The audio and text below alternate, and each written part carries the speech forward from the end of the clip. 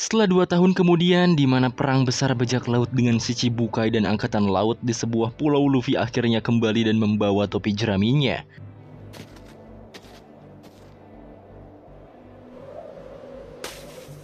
Margaret beserta semua bajak laut Kuja menjemput Luffy yang berada di tengah hutan rimba itu. Buruknya Margaret hampir diserang oleh para binatang buas di sana. Luffy pun datang dan membuat makhluk ganas itu ketakutan.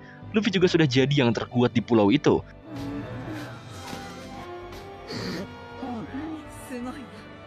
Rayleigh ternyata sudah pergi sejak 6 bulan yang lalu. Dengan Hancock yang menjemput Luffy untuk pergi ke Sabaudi, Luffy akhirnya memakai topi jeraminya kembali.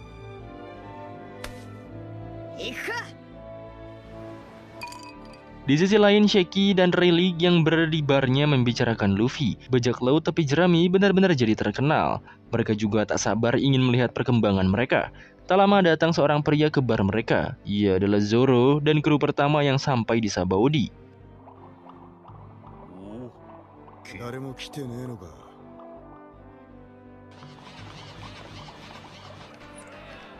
Singkatnya, di bar lain, Nami sedang minum di sana. Dikabarkan juga bahwa markas besar Angkatan Laut direlokasi ke Jiwan, dan Sengoku telah digantikan. Orang-orang di bar juga membicarakan soal perekrutan bajak laut topi jerami dan mereka mencari orang-orang kuat yang dihargai lebih dari 80 juta beri. Tak lama dari itu, ada para bajak laut Mugiwara KW yang mereka bicarakan. Orang-orang ketakutan, tapi tidak untuk Nami. Di sisi lain, Sabaudi, Brook juga sedang mengadakan konsernya. Ia menjadi idola, bintang ataupun artis sekarang. Namanya terkenal, bahkan tiket konsernya masih diantri walau sudah habis.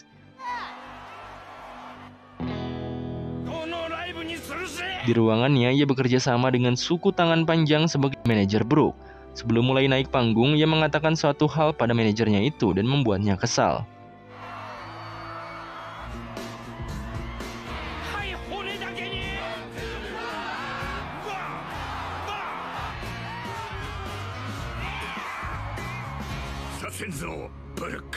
Di pinggiran pulau, Sanji juga diantar dan berpisah dengan para Okama. Setelah 2 tahun lamanya, Sanji pun bisa melihat wanita asli dan membuatnya terus mimisan kayak orang stres.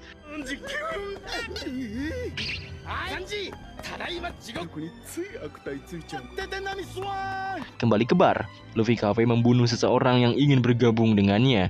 Ia benar-benar kejam, tapi tak ada yang berani padanya. Setelah itu, Luffy Cafe menggoda Nami yang sedang duduk di sana.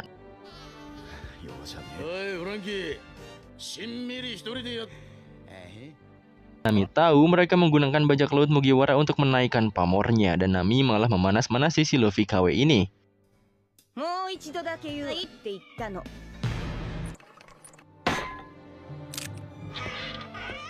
Tentu saja kelakuan Nami membuat semua orang di sana mengkhawatirkannya. Daripada Luffy KW yang turun tangan, Nami KW sok-sokan mau ngasih pelajaran buat Nami asli. Kebetulan Usopp datang ke bar itu dan menyerang mereka.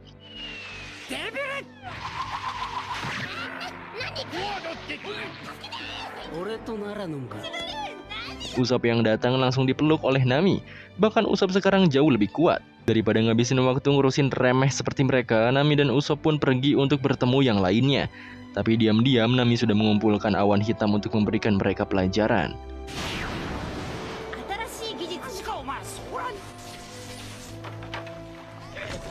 Setelah diikat dan disambar begitu saja, mereka belum sadar bahwa 2 orang tadi adalah orang asli yang mereka tiru.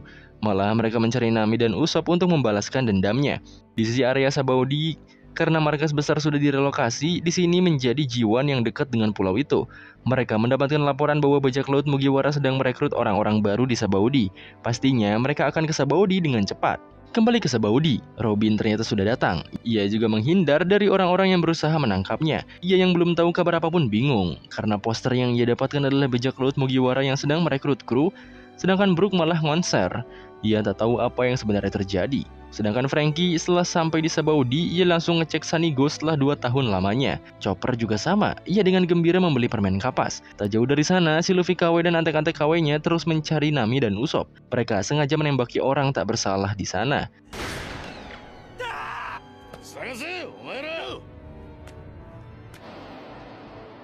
Saat semua orang ketakutan atas kehadiran Luffy KW itu, Luffy asli tak sengaja menyenggol Luffy KW.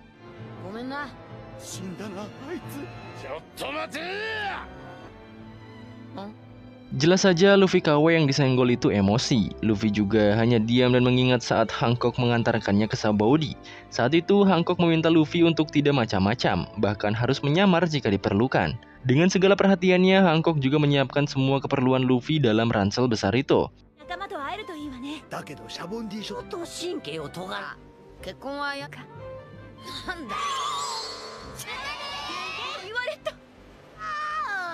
Sanji yang sudah berada di bar Sheki baru mengetahui bahwa ia adalah yang ketujuh sampai di sana. Yang pertama sekitar 10 hari yang lalu adalah Zoro.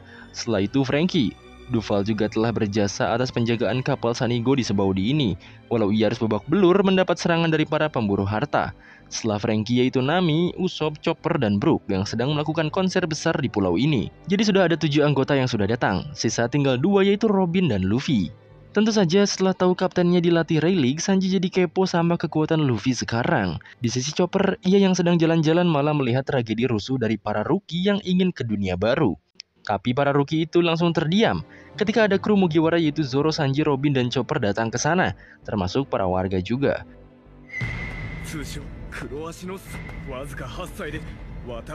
Mereka bahkan memberi jalan pada kru Mugiwara KW itu. Tapi kocaknya si Chopper malah percaya dan terus-terusan berusaha bicara sama mereka.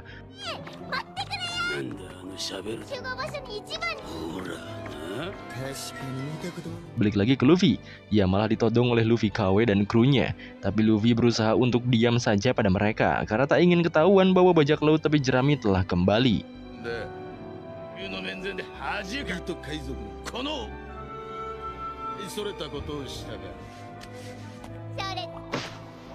Dengan begitu, Luffy hanya meminta maaf dan pergi dari sana. Si Luffy KW akhirnya menarik pelatuknya. Tentu saja dengan Ken Bunshoku dan Hao Shokunya, ia menjatuhkan Mugiwara KW itu tanpa menyentuh.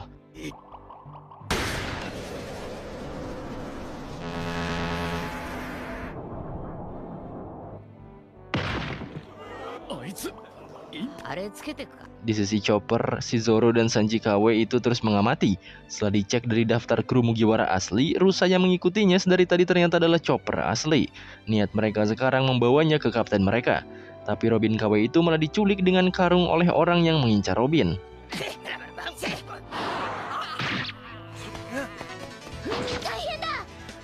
Tentu saja si Chopper yang percaya itu Robin asli panik. Dia juga akan membantu Zoro dan Sanji untuk menolong Robin. Sedangkan di sisi Sanji, ia terus jalan-jalan di Sabaody. Sampai pada akhirnya ia bertemu bapak-bapak yang sedang panik. Bapak-bapak itu mengatakan bahwa kenalannya hilang. Kenalannya itu adalah pria dengan 3 pedang, berambut hijau, dan 1 matanya terluka. Namun ia malah naik kapal bajak laut yang hendak ke Fishman Island.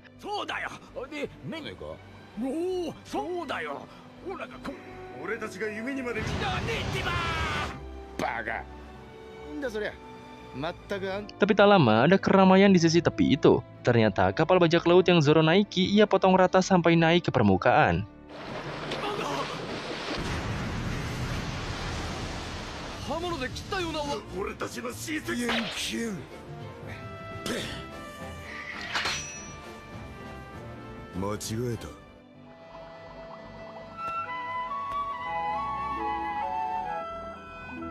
Di sisi Robin, ia menuju Sanigo dan bertemu dengan Franky. Saking bedanya Robin, Franky terpukau melihat kecantikannya. Bahkan Franky juga sudah berubah, badannya penuh dengan modifikasi robot. Robin menaiki Sanigo dan takjub pada pelapisan kapal mereka atau disebut dengan coating.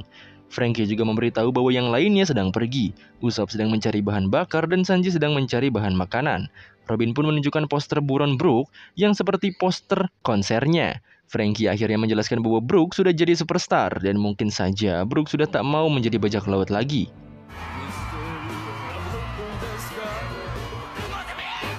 Sedangkan Chopper masih kaget dan percaya bahwa Mugiwara KW ini adalah temannya.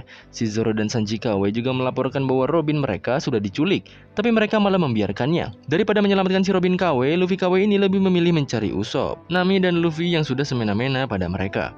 Tentu saja, Chopper yang percaya mereka asli langsung menangis tak percaya. Ia pun berlari dan akan menyelamatkan Robin sendirian.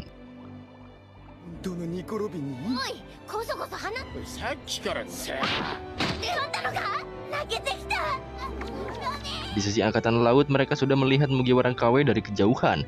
Mereka kira adalah asli. Ditambah sudah 2 tahun juga Mugiwara tak ada kabar.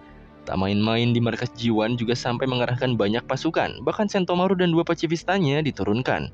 Luffy asli masih saja di jalan dan melihat banyak sekali bajak laut rese. Sedangkan Usopp malah menemani Nami yang berbelanja. Zoro dan Sanji juga terus ribut. Saat Sanji lengah mengawasi Zoro, si Zoro sudah entah ada di mana.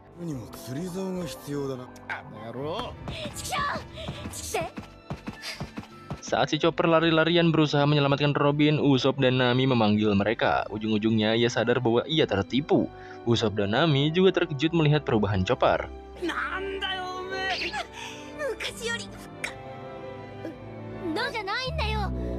Mereka pun jalan bertiga dan Chopper diperingati bahwa kapten mereka memang populer. Jadi lumrah saja jika banyak yang mengaku-ngaku. Si Zoro dan Sanji KW terus diperintah mencari Chopper tadi. Tapi mereka malah ketemu Luffy yang menyamar. Bodohnya Luffy percaya itu Zoro dan Sanji. Karena Luffy adalah salah satu dari 3 yang kaptennya cari, mereka akan memanfaatkan itu untuk mengarahkan Luffy ini ke tempat kapten mereka. Sedangkan Sanji dan Zoro, mereka yang ketemu lagi langsung adu bacot seperti biasa.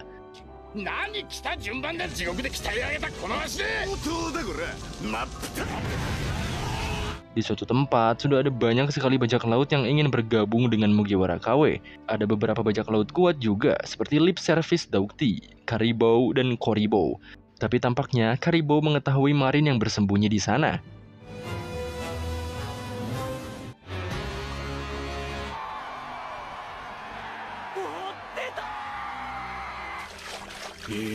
Di sisi Brook, ia telah selesai dengan konsernya dan beristirahat di belakang panggung. Saat itu Denin Mushi Brook berdering. Balik ke perkumpulan tadi, angkatan laut itu ketakutan karena ketahuan oleh Caribou. Tentu saja orang-orang di markas yang sadar terjadi sesuatu pada anggotanya langsung menuju ke lokasi.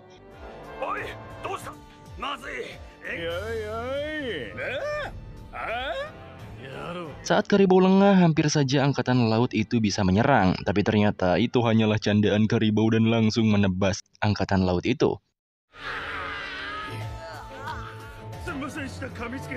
Saking kejamnya, Caribou memerintah rekannya yaitu Koribou untuk mengubur korbannya itu hidup-hidup. Tak lama si Luffy KW datang. Tentunya semua bajak laut langsung berteriak semangat karena Monkey D. Luffy akan menjadi bos mereka. Para bajak laut itu berpikir bahwa Luffy adalah kandidat kuat sebagai raja bajak laut selanjutnya dan percaya bahwa Luffy di depannya adalah asli. Karena sangat dihormati oleh mereka, si Luffy KW memerintahkan semua pasukannya yang mempercayainya untuk membalaskan dendam pada 3 orang yang merendahkannya tadi. Tentu mereka semua bersemangat karena itu perintah pertama bos mereka. Sedangkan Luffy asli, ia terus dibawa oleh Zoro dan Sanji KW ke tempat Luffy KW berada. Di sisi Brook, semua fansnya terus berteriak meminta Brook untuk encore.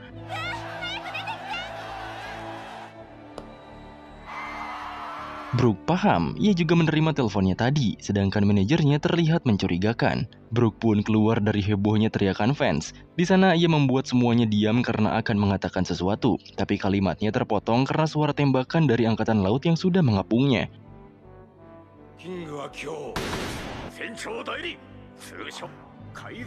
Brook akhirnya ketahuan oleh semua fansnya bahwa ia adalah anggota bajak laut topi jerami. Kedatangan angkatan laut juga ulah si manajer yang tak setuju konser Brook hari ini adalah yang terakhir kalinya.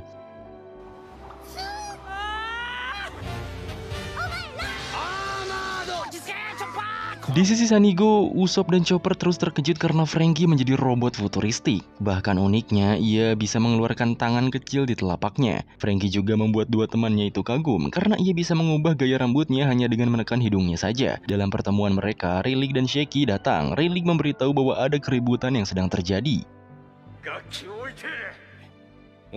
Brook yang dikepung oleh angkatan laut langsung mengatakan bahwa bajak laut tepi jerami telah kembali dan ia adalah salah satu krunya. Sebagai musisi di kapalnya, ia akan menemani sang kapten menuju puncak. Bukan membencinya, semua fans Brook malah terus bersemangat. Brook juga akan menampilkan lagu terakhirnya. Saking fanatiknya penggemar Brook, mereka berani menghalangi para angkatan laut yang hendak menangkap Brook agar konsernya tetap berjalan.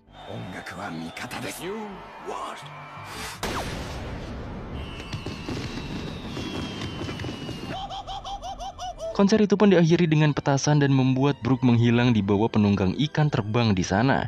Di sisi Sunny, benar saja Shiki menjelaskan keributan itu berasal dari datangnya para angkatan laut karena ulah Luffy KW. Shiki juga lah yang menghubungi Brook atas kabar tadi. Sedangkan Luffy yang malah diajak bertemu dengan si Luffy KW. Pada intinya, Nami dan lainnya harus segera bergegas. Rayleigh juga memberitahu bahwa Luffy sudah ada di pulau ini.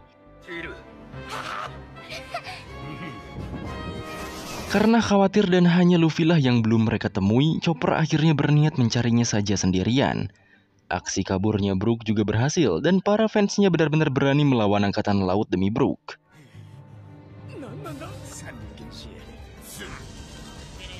Sanji yang sedang bersama Zoro masih saja adu bacot. Mereka dihubungi oleh Franky bahwa Sunny sudah akan berlayar karena angkatan laut sudah tahu mereka kembali. Saat mereka berdua hendak pergi dari sana, mereka malah mendengar keributan di area sana.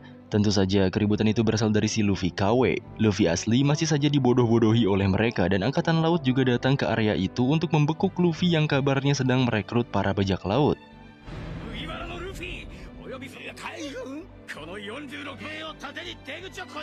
Angkatan laut mengepung mereka semua dan Luffy KW langsung memerintahkan bawahan kuatnya yaitu Caribou untuk menghajar mereka. Sehingga peperangan pun terjadi di area ini.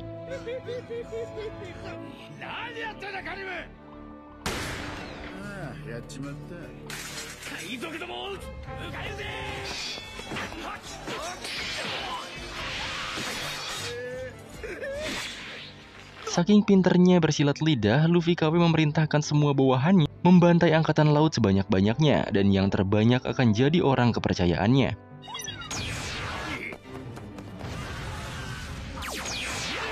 Tapi di pihak angkatan laut, Sentomaru dengan dua pacifistanya datang. Tentu saja kedatangan mereka membuat Luffy KW benar-benar panik. Pembantaian pun dimulai. Saat semua bajak laut bergantung pada si KW, ia malah kabur begitu saja dan meninggalkan Luffy yang sedang menyamar.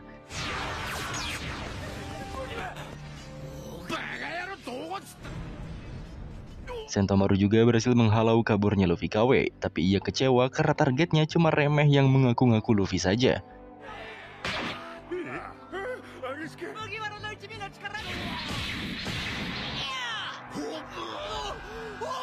Dengan sekali pukulan, semua orang pun sadar bahwa ia bukanlah Luffy asli. Setelah dideteksi, ia ternyata bernama Demalo Black si lidah tiga.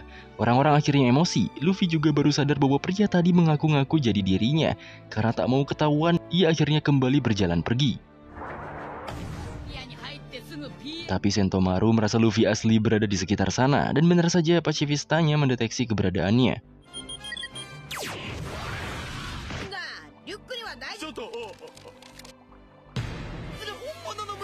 Pada akhirnya Luffy ketahuan oleh mereka semua. Sentomaru juga terus berusaha menangkapnya, namun Luffy benar-benar sudah kuat sekarang.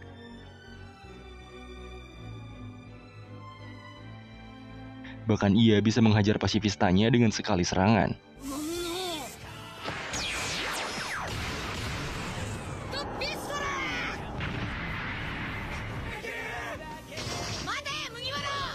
Tentu saja Sentomaru terkejut karena Luffy bisa menggunakan haki. Luffy pun lanjut kabur dan kebetulan Sanji serta Zoro juga menghampirinya. Tak tinggal diam, mereka berdua menunjukkan kekuatannya dengan pasifista itu.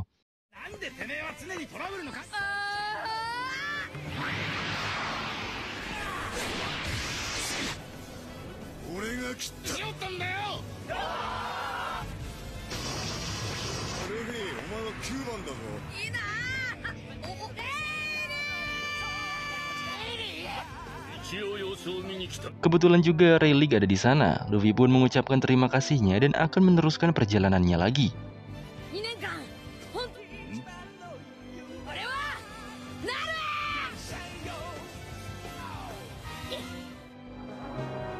Di sisi lain, Hancock juga mengawasi gerak-gerik kepergian Luffy di luar pulau Sabaudi. Kepergian Luffy juga membuat Rayleigh meneteskan air mata karena ia adalah muridnya sendiri.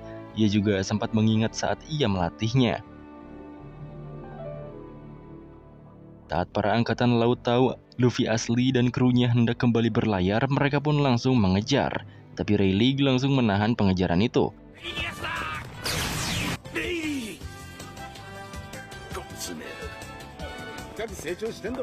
Bukan hanya dikejar, ternyata mereka juga mengepung. Tapi Perona membantu Zoro dengan kekuatannya. Ia membuat semua angkatan laut menjadi negatif.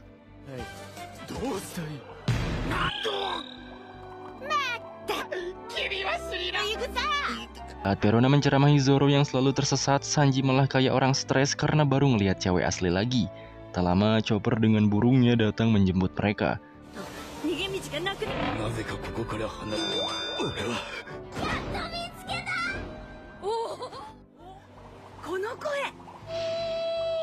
Brook juga telah sampai di Sanigo, disusul oleh Luffy dengan menaiki burung yang dibawa Chopper.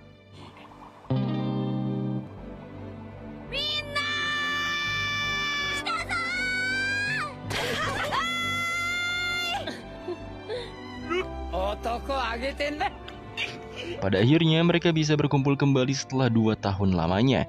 Sanji juga sampai pendarahan melihat perubahan Nami dan Robin.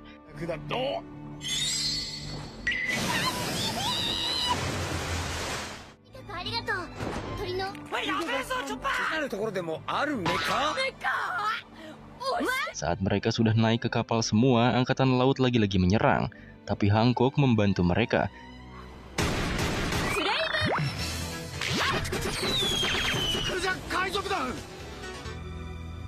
Kedatangan Hancock yang membantu Luffy membuat para angkatan laut tak bisa apa-apa. Apalagi pesona cantiknya yang membuat para angkatan laut terus memaafkan Hancock. Kedatangan Hancock juga disadari para kru Luffy. Mereka kagum karena Hancock benar-benar seperti Dewi. Tanpa mantra apapun, Sanji juga udah jadi batu duluan melihatnya. Apalagi setelah Luffy menceritakan bahwa ia dekat dengan Hancock dan terdampar di Amazon Lily. Saat mereka bersiap untuk pergi, Usopp baru sadar bahwa angkatan laut yang di daratan sudah tak mengejarnya lagi.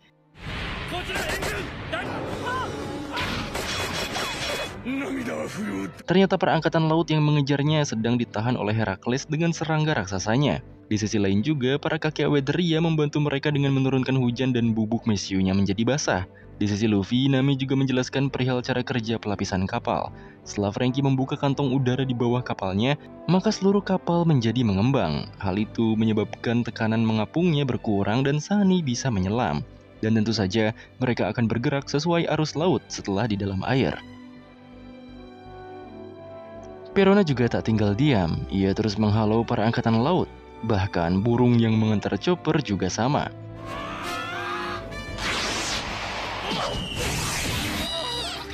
Kocaknya lagi, para Okama yang mengantar Sanji juga seperti monster membantai angkatan laut.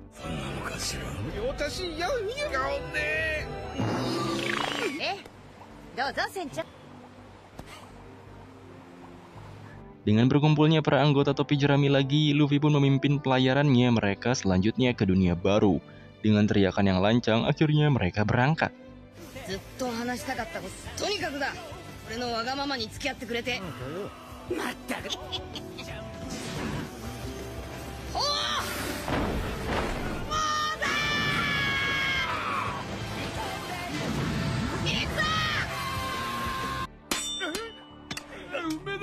Sedikit menyoroti keadaan di Sabaody, Black dan para peniru kru topi jerami lainnya sedang ditawan oleh Caribou. Caribou awalnya berniat untuk membunuh Luffy asli dan berpura-pura jadi bawahannya.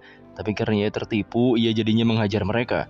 Mereka juga berusaha menyerang. Tapi Caribou adalah pengguna buah iblis Logia lumpur. Makanya serangan biasa tak mempan padanya.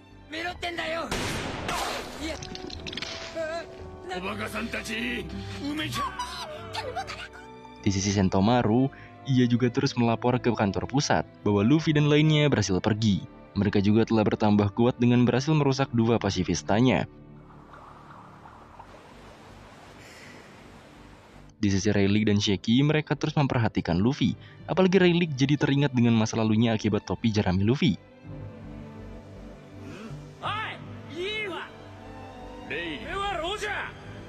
Saat itu Roger menemui Rayleigh dan mengajaknya untuk memutar balikan dunia.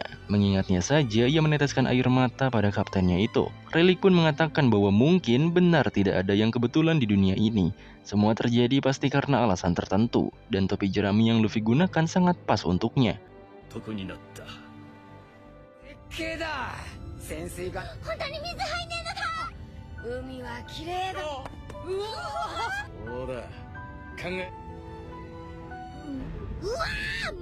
Di sisi Sunny, mereka sudah dekat dengan Fishman Island. Mereka juga sangat takjub dengan pemandangan bawah air. Petualangan bawah air tentu seperti mimpi bagi mereka.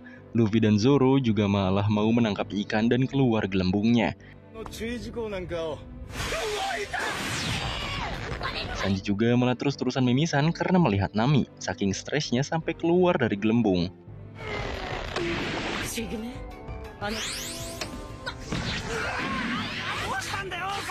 Berkat kejadian itu juga mereka jadi tahu bahwa gelembungnya bukan gelembung biasa dan sama dengan yang ada di Sabaudi. Gelembung itu dapat melar pada titik tertentu dan dapat dilewati oleh benda lain. Artinya jika mereka diserang oleh senapan, meriam, ataupun makhluk buas, gelembungnya takkan pecah. Hal yang bisa memecahkan gelembung itu adalah terlalu banyaknya lubang secara bersamaan. Contohnya jika mereka digigit Sea King atau jika kapal itu hancur karena tertabrak oleh batu atau parit. Tiang dan papan rusak jadi penyebab utama gelembung itu pecah. Dan faktanya 70% kapal yang hendak menuju ke Fishman Island berakhir tenggelam.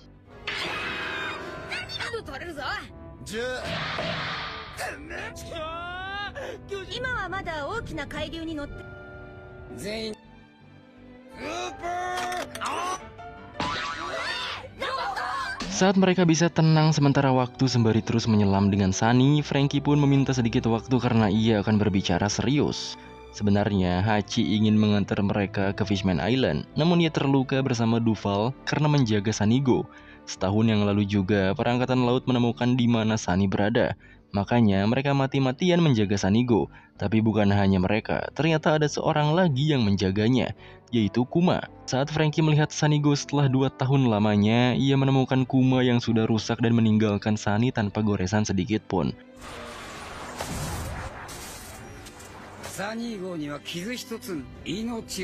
Rayleigh juga mengatakan bahwa Kuma sebenarnya membantu mereka dengan cara menteleportkan semua kru ke penjuru dunia.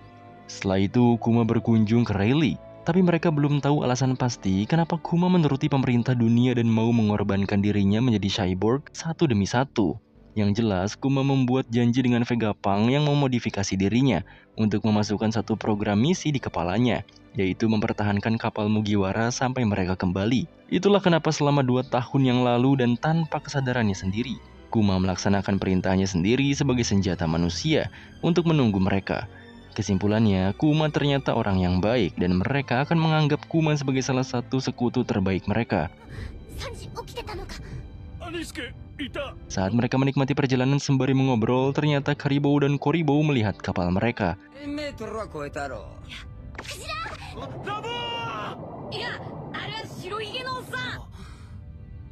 Usopp juga melihat mereka dengan teropongnya, dan para bajak laut Karibou mulai mendekat.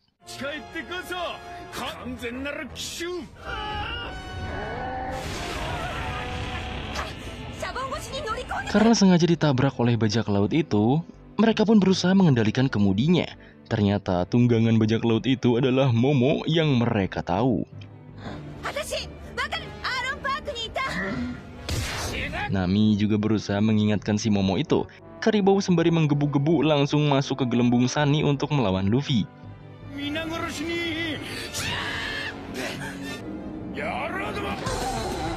Tapi karena Momo punya pengalaman buruk pada Luffy dan lainnya, ia kabur membawa kapal dan semua kru Karibou sehingga ia sendirian di sana.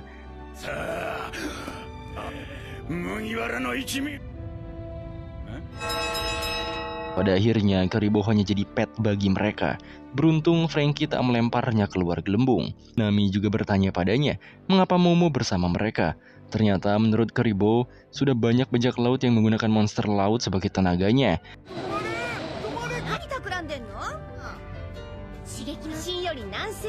Nami juga akan terus mengikuti Jarum di log postnya. Karena arus yang ada di Grand Line tak bisa diprediksi dan tidak stabil. Tapi Nami tahu ada satu arus yang akan jadi jalan bagi mereka. Karibou juga Zoro ikat, dan mereka akan menuju arus dalam yang Nami maksud.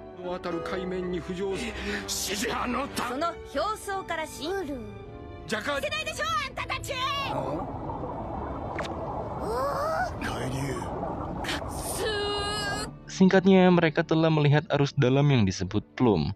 Tentu saja mereka semua takjub dengan arus itu, tapi tampaknya Karibou melihat sesuatu yang mengerikan di sana. Karibou memberitahu mereka bahwa ada monster di sana, tapi Luffy dan lainnya tak percaya, sampai akhirnya sang Kraken pun menunjukkan wujudnya.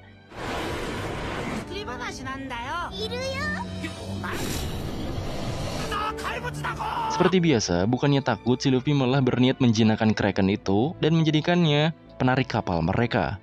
Karibo juga ketakutan karena Luffy bahkan semua krunya terlihat santai ketika di depan mereka ada Kraken. Si Sanji juga sedang direhab oleh Chopper dengan banyaknya foto Nami dan Robin. Tak lama dari itu, kapal si Karibo kembali lagi. Tapi dengan mudahnya, kapal Karibo dihancurkan oleh Kraken itu.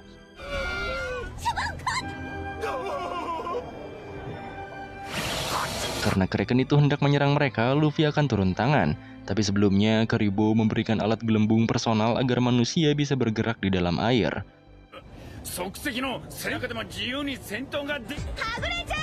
Sehingga Luffy, Zoro, dan Sanji bisa bertarung dengan Kraken di luar Sunny dan tak membahayakan semuanya. Sedangkan Franky dan Chopper berusaha menahan serangan Kraken itu agar tak mengenai kapal mereka. Dan Robin menahan kapal mereka agar tak menabrak gunung.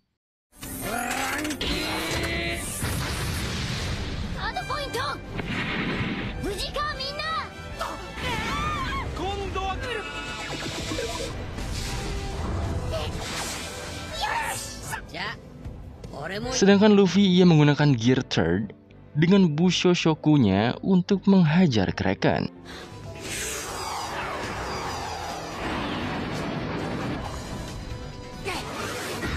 Begitu juga dengan Sanji, ia menunjukkan kecepatan hasil dari latihannya.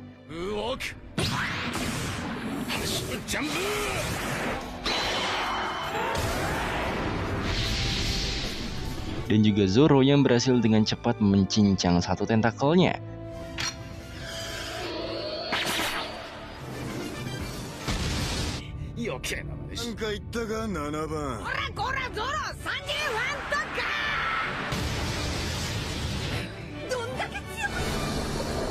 Setelah mereka mengalahkan Kraken itu, tak sengaja mereka menyelamatkan seekor hiu besar yang sepertinya jadi korban keganasan Kraken itu. Uniknya yaitu memakai baju dengan tulisan krimin. Setelah hiu itu berterima kasih, ia masuk ke arus Plum. Tapi karena arus itu sangat kuat, Luffy, Zoro, dan Sanji tak sempat kembali ke kapal, sehingga mereka berpisah.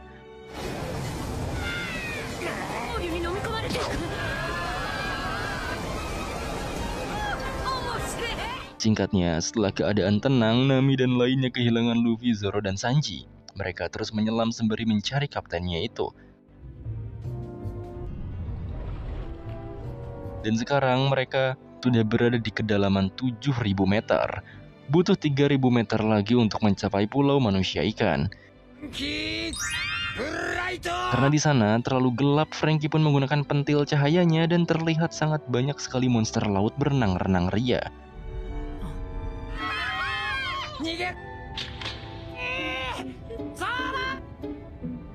Sembari mencari Luffy, Zoro, Sanji, mereka juga agak ketakutan dengan para monster laut. Sesekali mereka juga dikerubungi ubur-ubur besar yang mendekat. Franky juga terpaksa menggunakan Coupe de Boeuf Sunny. Tapi karena Sunny memakai gelembung, efeknya tidak maksimal dan malah bisa mengurangi gelembung kapal mereka.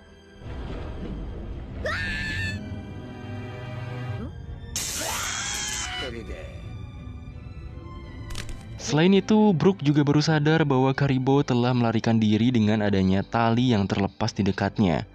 Tapi ternyata Karibo bersembunyi di dalam tong. Ia berencana menghabisi kru topi jerami mumpung trio monster sedang tidak bersama mereka. Tapi persembunyiannya ketahuan oleh Franky, sehingga Franky langsung mengikat tong itu agar Karibo benar-benar tak bisa kemana-mana.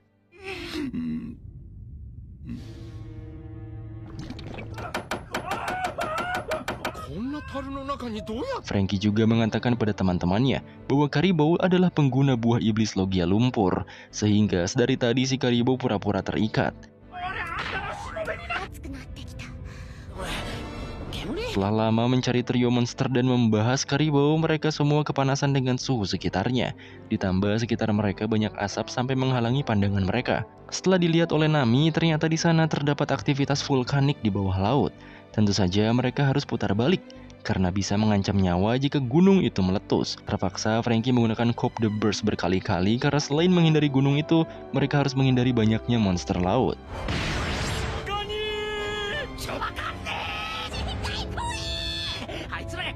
Saat itu mereka melihat cahaya di hadapannya.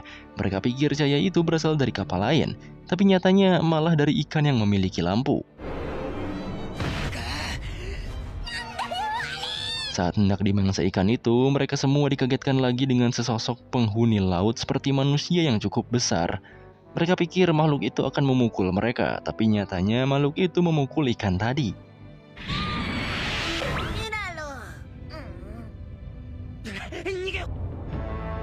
Bukan hanya makhluk tadi, mereka juga dikagetkan dengan adanya kapal menyeramkan dengan tulisan Flying Dutchman.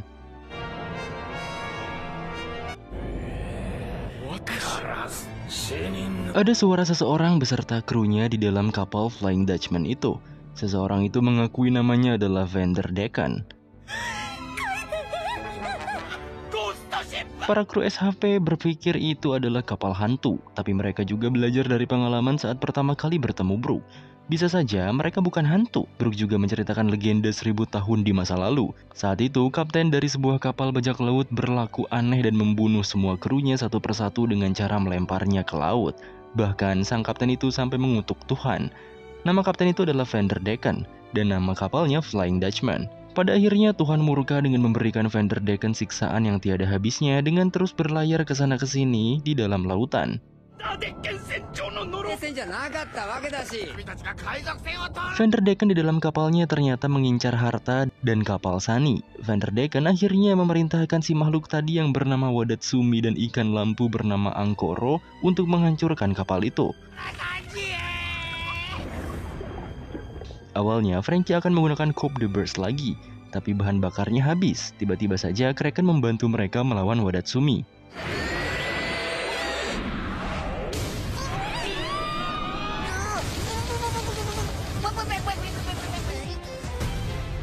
Yang ternyata Kraken itu diperintah oleh Luffy. Trio monster akhirnya kembali dengan satu gelembungnya.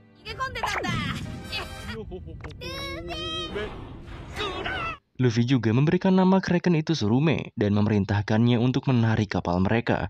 Tapi perjalanan mereka kembali terhalang karena gunung bawah lautnya malah meletus. Bahkan Vanderdecken dan Wadatsumi pun terpaksa kabur dari area itu.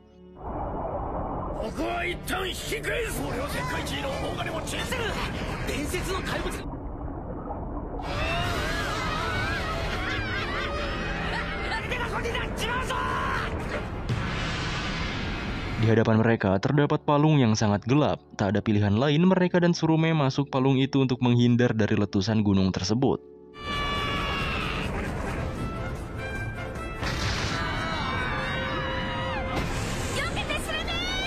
Tak selesai sampai di situ, mereka juga dikejar longsor yang masuk ke palungnya. Terpaksa Usopp unjuk gigi dengan pop green-nya agar menahan longsoran itu.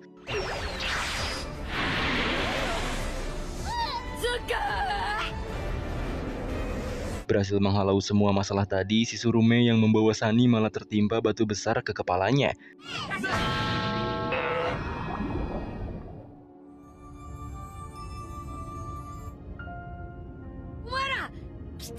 Singkatnya, tiba-tiba kita diperlihatkan keadaan Fishman Island. Dan ternyata mereka telah sampai di tempat tujuan walau pendaratannya tidak baik.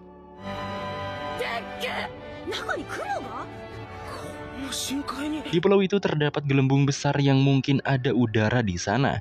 Ada awan dan langit juga. Saat mereka berbahagia dan akan mencari pintu masuknya, ada sesuatu yang datang pada mereka. Yang ternyata mereka adalah kawanan monster laut besar beserta seseorang yang menungganginya. Saking ngerinya, Tsurume kabur dan meninggalkan mereka di sana. Para penunggang monster laut itu adalah manusia ikan. Mereka juga mengenali Luffy karena telah mengalahkan Arlong di masa lalu dan menyelamatkan Hachi di Sabaody. Mereka ternyata divisi pertempuran bajak laut manusia ikan, Hamon, Yozo, dan Kasagon. Mereka juga membuat dua pilihan untuk Luffy dan lainnya, yaitu menggunakan simbol bajak laut manusia ikan atau tidak. Jika tidak, sudah jelas mereka akan menenggelamkan kapal mereka. Nami yang tahu kaptennya tak akan bisa diajak kompromi, meminta Franky menggunakan semua bahan bakar Sunny agar bisa menggunakan Coupe de Burst untuk menghindari manusia ikan itu. Jelas saja Luffy tak menerima tawaran mereka, dan untungnya Usopp telah menambahkan bahan bakar, lalu Franky menggunakan Coupe de Burst lagi sampai pelapis kapal mereka menyusut.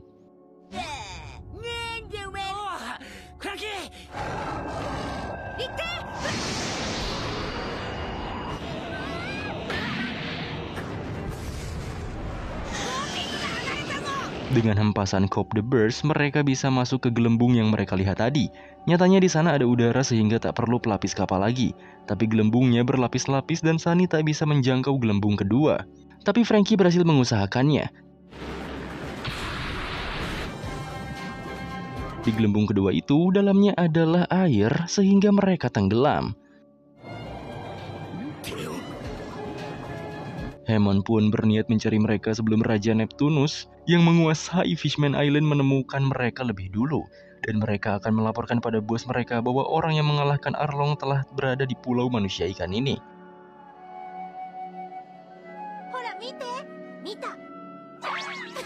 Singkatnya kita ditunjukkan ke pulau manusia ikan bagian bawah. Di sana, Luffy baru sadar dan ia bersama Usopp, Chopper, dan Sanji. Ternyata mereka dirawat oleh Kemi di rumahnya.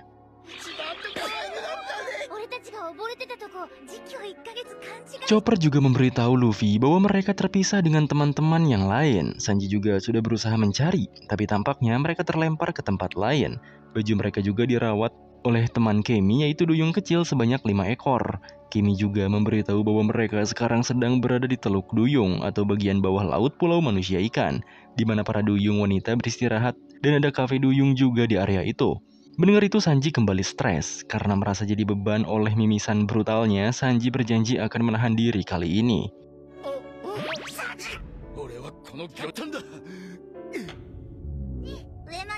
Kemi pun mengajak mereka ke kafe duyung. Mereka naik kura-kura elevator sebagai sarana perjalanannya. Sembari berjalan, Kemi menjelaskan bahwa kediamannya adalah paling bawah di antara wilayah lain karena biaya sewanya murah.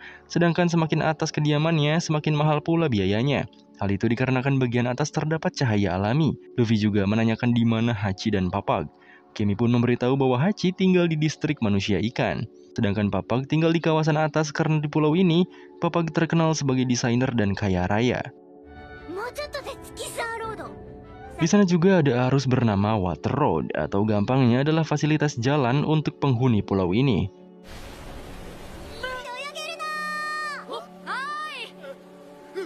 Mereka pun sampai di permukaan. Di sana terdapat teman-teman Kemi, yaitu para duyung cantik yang mengajak Luffy dan lainnya bermain. Duyung-duyung cantik itu sangat ramah karena Luffy adalah teman baik Kemi. Sanji saja bahkan sampai menangis dan melupakan mimpinya, yaitu All Blue. Di sisi distrik manusia ikan yang sering disebut dengan Noah, bos dari Hamon tadi telah tahu bahwa Luffy sudah berada di pulau mereka. Maka dari itu, Hammond dan dua rekannya segera mencari keberadaan Luffy dan lainnya. Sedangkan Nami, ia terdampar di suatu tepi pantai pulau manusia ikan. Ada sesuatu yang mendekat ke arahnya. Yang ternyata ia adalah Franky sembari membawa Robin yang katanya tenggelam. Nami pun berusaha membangunkan Robin, sedangkan Franky menelusuri area di sana.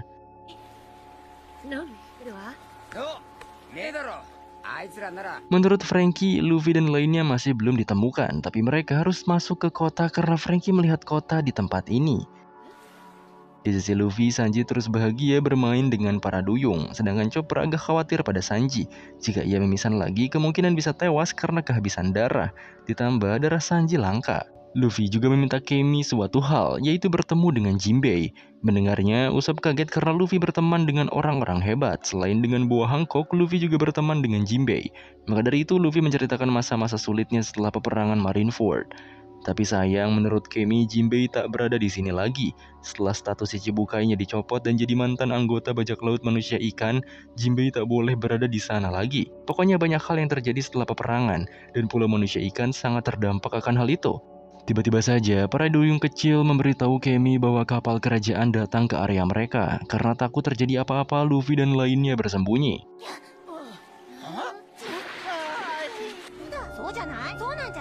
Yang ternyata mereka adalah 3 pangeran atau anak dari Raja Neptune.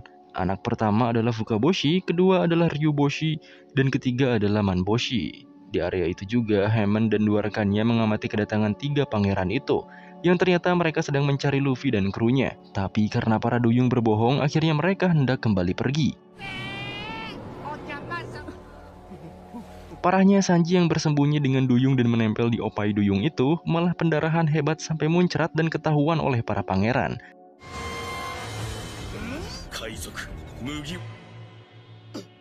Luffy, Usopp, dan Chopper panik dan mereka akhirnya ketahuan oleh para pangeran itu. Di sisi Zoro, ia yang tersesat sendirian dikepung oleh pasukan Neptune. Luffy juga sama, tapi Chopper memohon pada mereka untuk mendahulukan perawatan pada Sanji.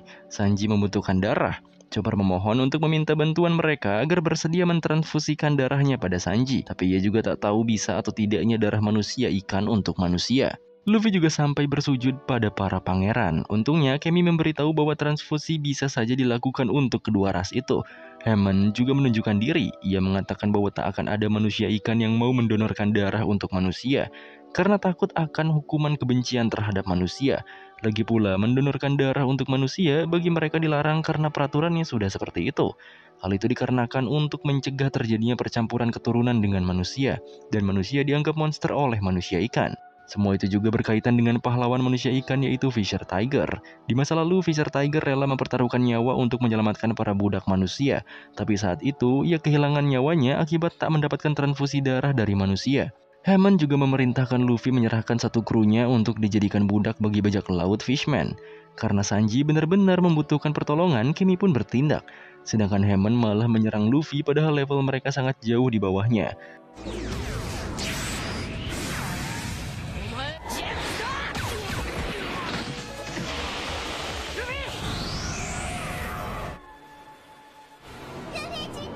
Setelah mengalahkan mereka bertiga, Kemi mengambil alih kapal milik para pangeran dan meminta Luffy membawa Sanji untuk mencari darah ke kota.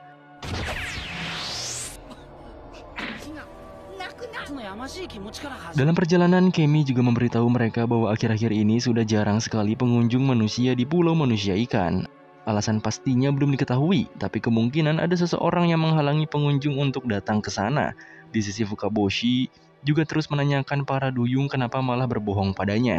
Padahal maksud dari kedatangannya adalah menyampaikan pesan dari Jinbei untuk Luffy. Luffy dan lainnya berusaha mencari orang untuk mendonorkan darahnya, tapi para manusia ikan itu acuh pada mereka.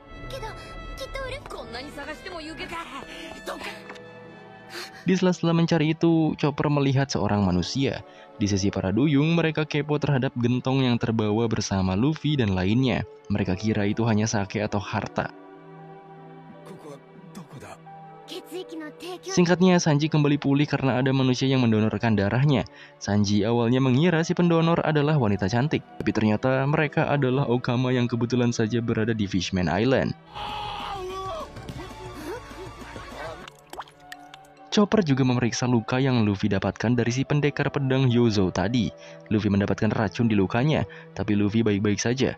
Menurut Chopper, antibodi Luffy sudah berkembang pesat, dan Luffy pun baru ingat bahwa ia pernah melawan manusia racun alias Magellan di Impel Down. Luffy juga mengakui Yozo bahwa ia bukan pendekar pedang biasa. Di sisi para duyung tadi, teman mereka hilang karena diculik seseorang. Jelas saja itu perbuatan Karibou yang gentongnya malah mereka buka. Balik ke Luffy, mereka diajak bertemu dengan pemilik kafe duyung yang memperbolehkan Sanji menginap tadi. Ia adalah Madame Shirley. Ia juga adalah seorang peramal yang akurat dan dipercayai orang-orang. Luffy juga ceplas-ceplos bertanya soal nasibnya di masa depan. Walau tak dijawab oleh Madame Shirley, mereka akhirnya berangkat menemui Papag yang katanya sedang di kafe duyung. Kimi juga memberitahu bahwa Madam cukup sakti dan akurat. Sejak kecil ia meramalkan bahwa akan ada banyak bajak laut yang ke Fishman. Padahal ramalan itu diungkapkan sebelum era bajak laut dimulai. Ditambah ia sebelumnya meramal soal perang di Marineford dan kematian Shirohige. Sanji juga dirawat oleh Chopper, jadi mereka tak akan ikut jalan-jalan dengan Kemi. Saat mereka sampai di kafe duyung, ternyata si Brook sudah ada di sana bersama Papag. Papag juga langsung menyambut kedatangan Luffy di sana. Brook juga menceritakan bahwa saat ia terdampar, ia ditemukan oleh Papag saat itu. Karena Luffy suka daging dan kafe manusia ikan tak ada hal seperti itu, Papag menyarankan mereka ke mansionnya saja. Mereka pun naik taksi. Kebetulan juga ada poster buron Vanderdecken di sana. Papag akhirnya memberitahu siapa Vanderdecken. Ia adalah orang yang terobsesi dengan anak Raja Neptune bernama Shirahoshi. Saking obsesnya, sampai melakukan tindakan ekstrim dan dicap mengancam negara. Raja Neptune adalah penguasa negeri ini. Negeri ini bernama Kerajaan Ryugu. Raja Neptune memiliki 4 orang anak, 3 pangeran tadi dan 1 putri alias Shirahoshi. Brook masih bingung soal Vanderdecken karena mitosnya Vanderdecken adalah kapal hantu. Papa Kagere menjelaskan bahwa cerita itu hanyalah dilebih-lebihkan. Tapi memang benar adanya, Kapten Vanderdecken di masa lalu memang sudah sampai di Fishman Island dan mati di sini. Tapi yang berada di kapal Flying Dutchman sekarang hanyalah keturunannya semata, bukan Vanderdecken asli. Selain itu, mereka disuguhkan pemandangan unik manusia ikan dan duyung. Menurut penjelasan Papa, jika ada seorang duyung dan manusia ikan menikah, maka anaknya bisa duyung ataupun manusia ikan. Mereka juga melihat lambang bajak laut Big Mom dan Papa mengatakan itu hanyalah pabrik permen. Untuk sekarang, lambang itulah yang melindungi Fishman Island. Sebelumnya adalah Shirohige, tapi karena ia telah dikalahkan, Big Mom lah yang mengambil alih keamanan pulau ini sekarang. Tapi sebagai ganti, manusia ikan diperintah untuk memproduksi permen. Tentu saja, pulau manusia ikan membutuhkan perlindungan dari nama besar yang berpengaruh seperti Shirohige atau Big Mom, karena pulau ini adalah tempat singgah para bajak laut. Perbedaan Shirohige dan Big Mom juga terasa. Shirohige mengamankan Fishman Island tanpa timbal balik apapun, beda dengan Big Mom yang mungkin dijadikan ladang berbisnis. Mereka pun telah sampai di mansion besar Papag. Sedangkan di sisi Madam Shirley, ia teriak-teriak sampai jadi pusat perhatian. Ternyata ia tak sengaja meramal masa depan, dan katanya Luffy akan membuat pulau manusia ikan hancur.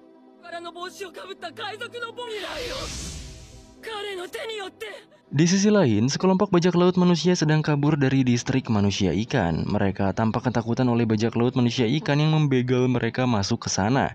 Si kapten yang bernama Gyoro juga sempat berpikir untuk menjadi bawahan manusia ikan itu sementara agar mereka bisa masuk ke pulau manusia ikan. Di sisi para bajak laut manusia ikan, mereka sudah tahu bahwa bajak laut Gyoro kabur. Awalnya, para pemimpin divisi hendak turun tangan, tapi kapten mereka bernama Hody Jones akan memberikan pelajaran untuknya dan memakan 4 butir pil, yang mana satunya saja sudah bisa membuat tubuh 4 kali lebih kuat.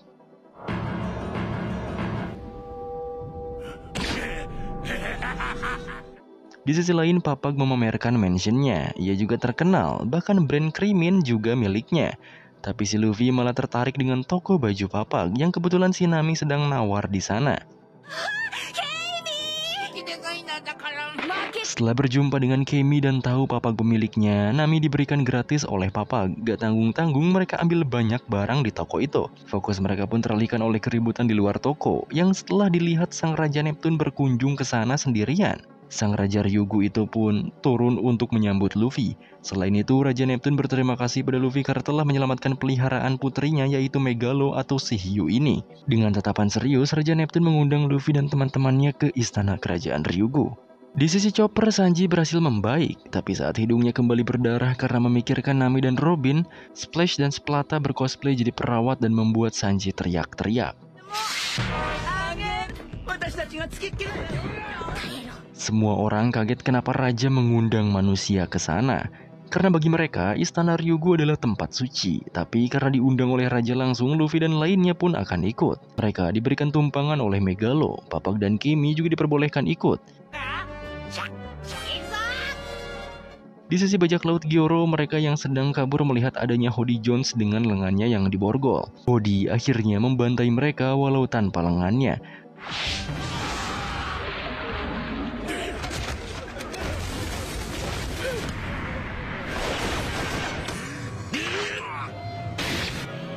Tentu saja, kekuatan Hody dibuff gila-gilaan oleh pil steroid energi.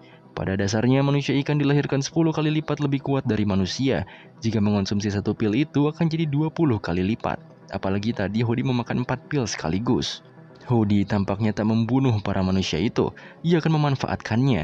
Ia juga akan menunjukkan kekuatan manusia ikan sesungguhnya. Tentunya ia memiliki tujuan besar, yaitu merebut pulau manusia ikan dari dewa pengecut Neptunus dan menyeret para manusia ke kegelapan lautan terbawah dan membuat para manusia paham bahwa manusia ikan adalah ras terkuat. Beberapa jam sebelum Luffy OTW ke istana Ryugu, para duyung membuka gentong berisi karibou. Karibou memanfaatkan situasi, ia menculik para duyung itu. Ia juga berniat menjual para duyung. Tak cukup sampai di situ, ia juga akan terus berburu duyung. Di sisi lain, kabar penculikan para duyung sampai ke para pasukan Neptunus. Tentunya yang disalahkan adalah Luffy dan semua krunya. Awalnya para warga juga tak percaya karena yang mereka tahu, Luffy dan semua krunya adalah orang yang baik. Tapi fakta lapangan tak bisa dibantah. Luffy jadi tersangka atas hilangnya para duyung itu. dengan dalih akan menjualnya di dunia manusia nanti. Bahkan ramalan jelek Luffy dari Madame Shirley juga sampai membuat Fukaboshi bertanya-tanya. Walau masa depan belum jelas, tapi Fukaboshi akan berusaha mengantisipasi kejadian seperti ini. Di sisi Luffy, ia terus takjub dengan pemandangan Fishman Island. Selain mengundang Luffy, Raja Neptune mengatakan bahwa rekan mereka yaitu Zoro sudah ada di sana. Luffy juga menanyakan teman-teman yang lain pada Nami, dan seingat Nami, Franky pergi mencari saudara Tom gurunya. Dan Robin meneliti potongan sejarah di pulau ini. Nami juga menanyakan perihal cahaya di bawah lautan ini. Menurut Raja, cahaya itu berasal dari pohon-pohon raksasa yang disebut pohon matahari malam. Pohon itu mampu mentransfer cahaya matahari ke dalam laut. Mereka pun sampai di pintu masuk istana. Setelah Raja memberitahu ia telah pulang, jalan pintu istana yaitu air terjun menyambung gerbangnya. Raja Neptune juga memberikan alat gelembung personal agar manusia bisa mengakses tempat-tempat yang berisi air. Setelah mereka menggunakannya, mereka langsung masuk ke istana Ryugu. Di sana, Raja Neptune yang pulang langsung dimarahi oleh dua menterinya karena jalan keluar sendirian. Ditambah ada laporan dari Fukaboshi soal masalah di negara mereka. Diam-diam si Luffy malah pergi dari sana karena mencium bau makanan.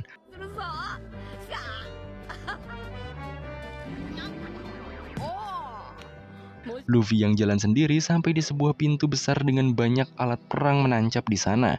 Karena berpikir ada makanan di sana, ia membuka pintu besar itu, tapi isinya malah gelap.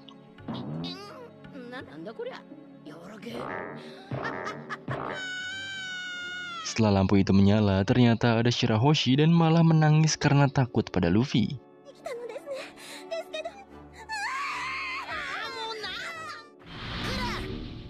Di sisi lain, Wadatsumi sebagai penarik kapal Flying Dutchman ditanyai oleh Decken soal balasan suratnya untuk Shirahoshi. Tapi tetap saja surat Decken tak kunjung dibalas. Decken yang terobsesi pada Shirahoshi akan melakukan kebiasaannya. Ia juga akan membunuh Shirahoshi jika tak mau dinikahi dengannya. Decken melempar kapaknya menuju kamar Shirahoshi. Walau ia melemparnya dengan asal, kapak itu akan terus tertuju pada Shirahoshi.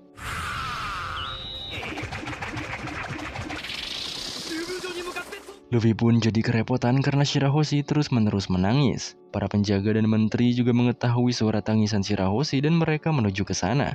Tak lama kapak yang dilempar Decken pun datang. Untungnya Luffy berhasil menahannya.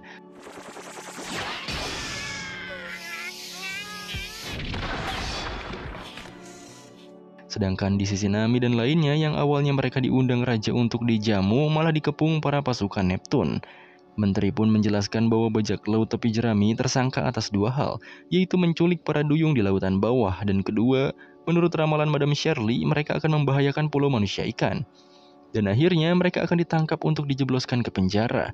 Di sisi Luffy, karena menteri dan pasukan datang ke ruangan Shirahoshi, Shirahoshi yang melihat Luffy bukanlah ancaman langsung menyembunyikannya. Shirahoshi pun beralasan bahwa ia menangis karena mimpi buruk. Karena bukan masalah besar, menteri pun memberitahu bahwa Luffy adalah tersangka dua masalah tadi. Kru pertama yaitu Zoro juga sudah dipenjara duluan. Nami dan lainnya juga kemungkinan hendak dibawa ke penjara. Hilangnya Luffy sekarang dianggap karena Luffy telah mengetahui rencana penangkapan mereka. Makanya ia dianggap kabur. Setelah menteri itu pergi, Shirahoshi mengeluarkan Luffy dan berterima kasih karena telah menyelamatkan Megalo. Mendengar laporan menteri tadi, Shirahoshi menanyakannya pada Luffy. Tapi Luffy malah biasa saja walau teman-temannya ditangkap. Luffy juga menanyakan asal kapak tadi, yang mana menurut Shirahoshi itu adalah ulah Vanderdecken. Kelakuannya itu sudah biasa, makanya Shirahoshi di kamar terus selama 10 tahun. Vanderdecken juga pengguna buah iblis. Kekuatannya bisa membidik apapun dengan akurat dimanapun dia berada selama sudah diberi tanda sentuhan. Dikarenakan Luffy kelaparan, Shirahoshi pun memberikannya makan. Sembari makan, Luffy mengobrol dengan Shirahoshi, lalu memberikan perhatiannya. Karena Shirahoshi telah 10 tahun tak keluar kamar, Luffy menanyakan tempat yang ingin dikunjungi Shirahoshi. Tentu saja ada banyak, dan Luffy siap menemani Shirahoshi keluar. Ia juga berjanji akan melindungi Shirahoshi jika terjadi pelemparan seperti tadi. Si Zoro juga malah molor di penjara, sedangkan di sisi Nami dan lainnya, mereka melawan para pasukan Neptune itu. Karena sudah keterlaluan membantai banyak pasukan Neptune, Raja Neptune sendirilah yang menyerang mereka. Untungnya Zoro dengan cepat datang dan menahan serangan sang raja. Di sisi Deacon, ia sedang menuju distrik manusia ikan. Di sana ia ternyata akan bekerja sama dengan Hody Jones. Mereka berdua memiliki misi yang sama, yaitu meruntuhkan kerajaan Ryugu dan melengsarkan Raja Neptune. Makanya mereka mau bekerja sama. Terlebih Deacon juga berniat menikahi Shirahoshi.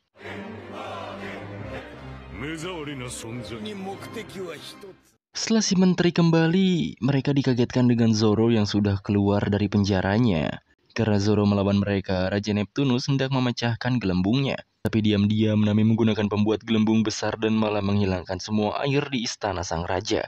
Sehingga duel Zoro dan sang raja kembali terjadi. Di sisi Luffy, ia masih terus mengajak Shirahoshi keluar kamar untuk jalan-jalan. Tapi ia agak kerepotan karena Shirahoshi cengeng. Kembali ke Zoro, Brook dan Usopp menyalahkan Zoro karena terlalu berlebihan, bahkan sampai menawan semua lawannya di istana walaupun agak ngelawak. Karena kagak ada si Luffy dan gak bisa mutusin akan bagaimana dan kemana sekarang mereka, Nami, Zoro dan lainnya bingung dan hanya bisa diam sembari adu bacot dengan penghuni istana.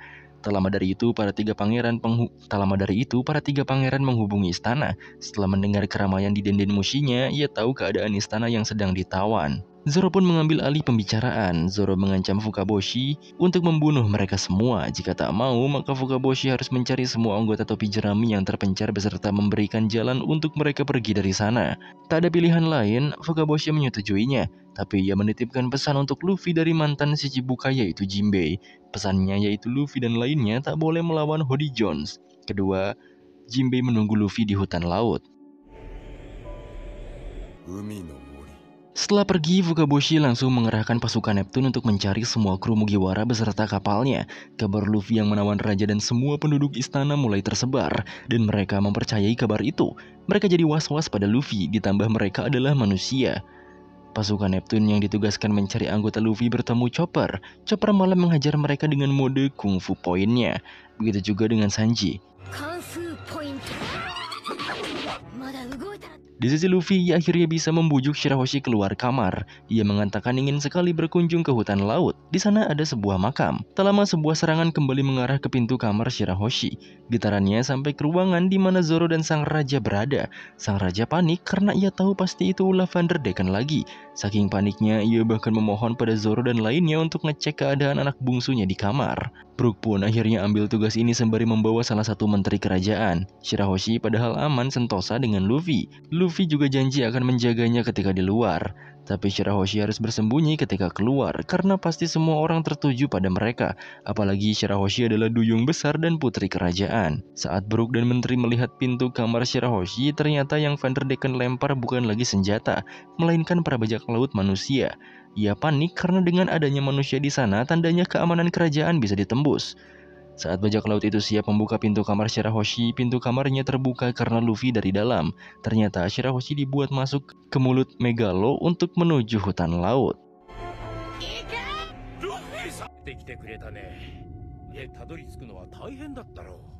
Sedikit menyoroti Franky, ia ternyata sudah bersama dengan saudara Tom gurunya. Mereka banyak mengobrol soal Tom dan kapal. Saudara Tom ini juga ingin melihat Sunny karena kapal itu ciptaan muridnya Tom. Tapi Sunny hilang. Untungnya saudara Tom ini tahu tempat di mana kapal-kapal hilang. Karena ketika bajak laut atau kapal apapun terbawa arus saat hendak ke Fishman, kapalnya pasti terseret arus sampai berhenti di suatu tempat. Jadi mereka akan ke sana.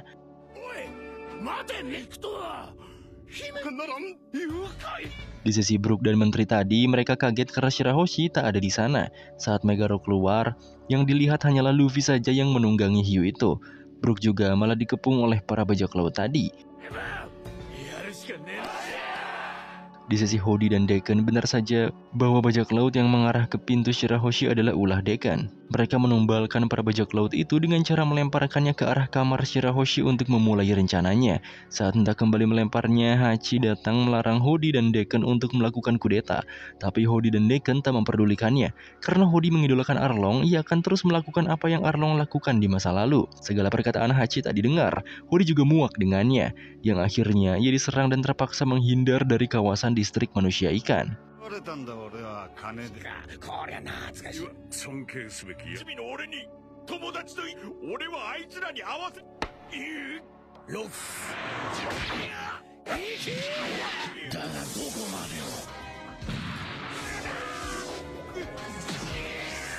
Setelah itu, Hody kembali melanjutkan rencananya. Para bajak laut manusia yang ia jadikan budak akan dilempar oleh Dekken ke arah istana, dan mereka ditugaskan untuk membuka jalur gerbang agar Hody dan lainnya bisa masuk ke istana Ryugu.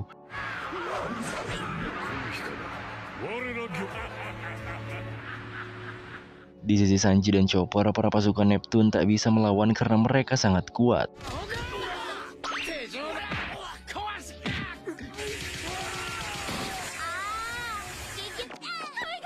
Fokus mereka berdua teralihkan oleh suara pertolongan dari seseorang yang setelah mereka dekati ternyata ia adalah Hachi. Dalam kesakitannya, Hachi meminta Sanji dan Chopper memberitahu semua kru Mugiwara untuk tak ikut campur urusan kerajaan Ryugu dan para bajak laut manusia ikan.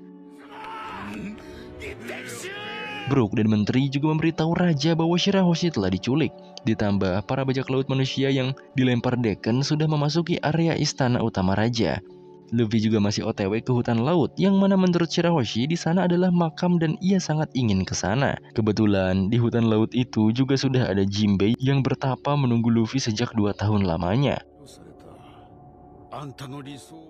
Luffy terus saja berbincang dengan Shirahoshi yang takjub dengan indahnya pulau mereka, sedangkan seluruh warga cukup panik karena ada segerombol bajak laut manusia ikan berterbangan di langit mereka. Keberadaan Hody dan Dekken juga diketahui markas operasi pasukan kerajaan, namun mereka tak bisa menghubungi istana.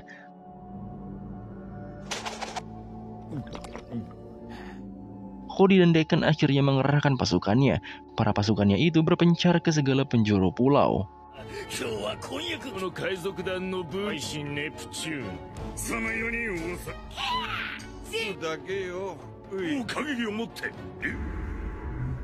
Di sisi Robin, ia sedang menunggu taksi untuk menuju hutan laut karena menurutnya di sana pasti ada reruntuhan sejarah yang bisa diteliti.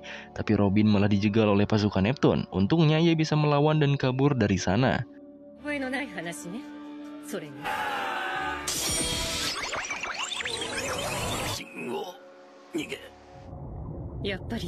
Di istana Ryugu juga, para bajak laut hasil lemparan Dekken langsung menyerang mereka. Terpaksa Zoro dan lainnya melawan.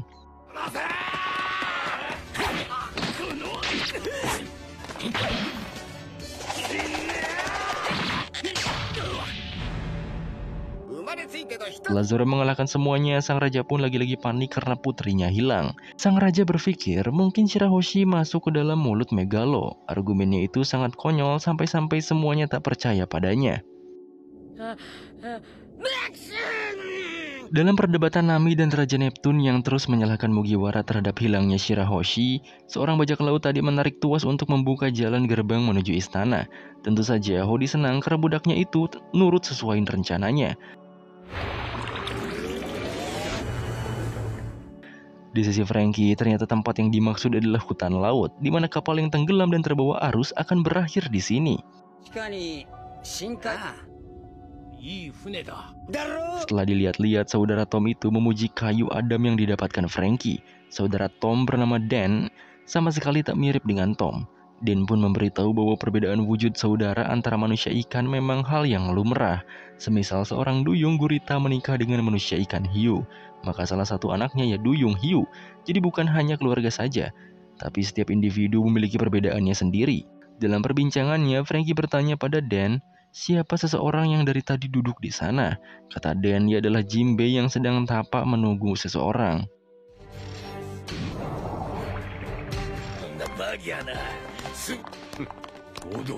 Kembali ke istana, Hody dan Dekken sudah masuk ke dalam istana.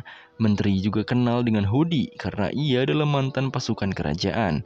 Dekken juga pasti mengincar Shirahoshi, jadi Neptune mengatakan bahwa putrinya telah hilang. Daripada banyak omong, Hody menyarankan Dekken untuk mencari Shirahoshi saja dengan kekuatannya. Dan langsunglah si Dekken menggunakan kekuatan pelemparannya untuk mencari di mana Shirahoshi berada.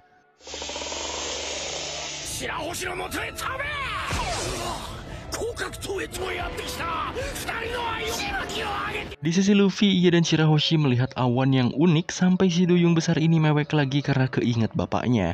Luffy pun terpaksa menghiburnya sampai Megalo mau muntah. Di istana, dengan situasi seperti ini, si Hody merasa bajak laut tapi jerami membantu rencananya secara tidak langsung. Ia juga sangat membenci manusia, karena sejak kecil ia sering menyaksikan di mana para manusia menculik manusia ikan dan mendiskriminasinya. Saat mereka kecil, mereka juga hendak diculik, tapi untungnya Arlong membantu mereka dan menghajar para manusia itu.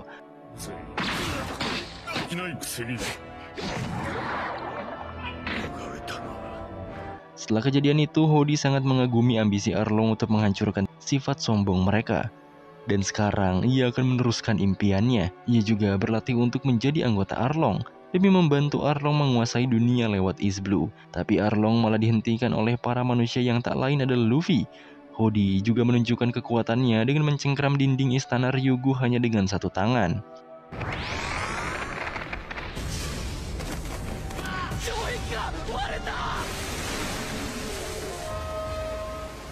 Mengetahui suatu hal, Nami meminta Kemi mengantarnya ke suatu tempat. Dari rusaknya dinding itu, air di luar jadi masuk ke istana. Hody juga langsung menyerang para pasukan Neptune. Dengan begitu, Zoro menandingi Hody, tapi tebasan Zoro ditahan oleh Hody dengan mengorbankan rekan manusia ikannya.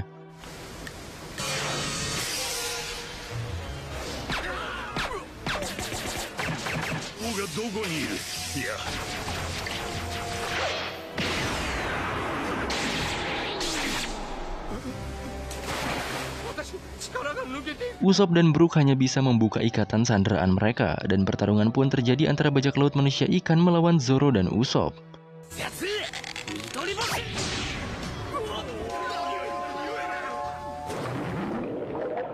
Di sisi Franky, Dan akan membantu Franky untuk membuat pelapisan kapal lagi. Kebetulan Robin juga ke sana, tapi Robin masuk ke dalam hutan untuk meneliti sejarah.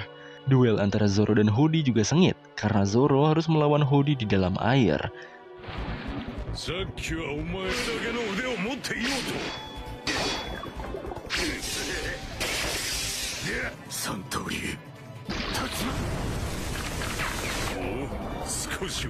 Di sisi Sanji, ia dan Chopper terus disalahkan atas hilangnya para duyung. Kebetulan Luffy yang bersama Megalo dan Shirahoshi lewat. Luffy juga khawatir pada Hachi yang sekarat.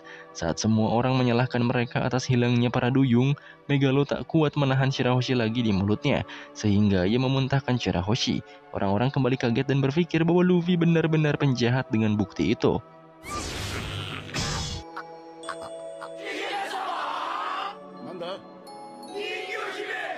Karena Shirahoshi keluar lagi-lagi dia mewek, otomatis si Luffy marah-marah. Chopper malah disibukkan dengan Sanji yang bisa pendarahan lagi jika melihat duyung impiannya. Ia pun rela mati demi melihat duyung itu, dan untungnya cuma membatu saja.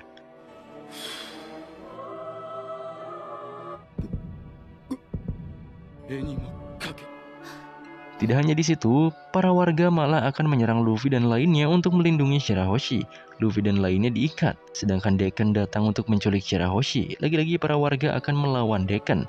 Tapi saat Shirahoshi mengatakan bahwa Dekken bukan tipenya, Dekken malah serius akan membunuhnya.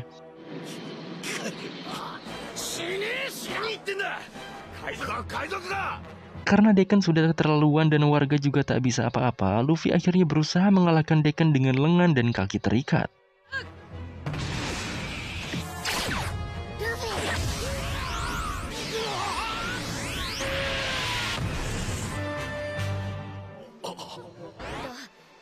Setelah mengalahkan Dekken itu, Luffy meminta Shirahoshi membuka ikatan talinya. Hachi dan Sanji juga sudah sadar. Setelah itu, mereka pergi untuk melanjutkan jalan-jalan ke hutan laut. Dekken belum kalah, sedangkan para warga menganggap Luffy telah menculik Shirahoshi. Menurutnya Shirahoshi adalah bukti bahwa ia telah diancam oleh Luffy. Lagi-lagi Dekken mengerahkan Wadatsumi, tapi dengan sekali pukulan ia kalah oleh Luffy.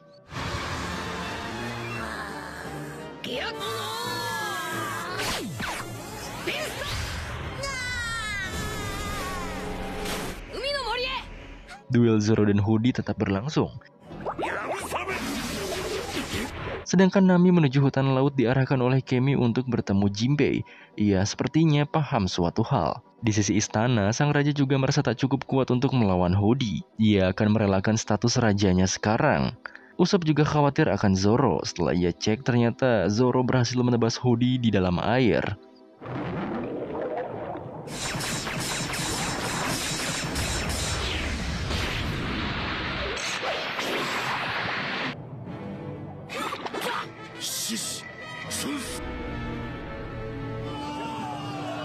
Tak percaya kapten mereka dikalahkan begitu saja, para bawahan Hody Jones langsung meminum pil energi steroid satu persatu. Zoro juga berusaha naik ke permukaan. Saat dijegal oleh mereka, tetap saja Zoro bisa mengalahkannya.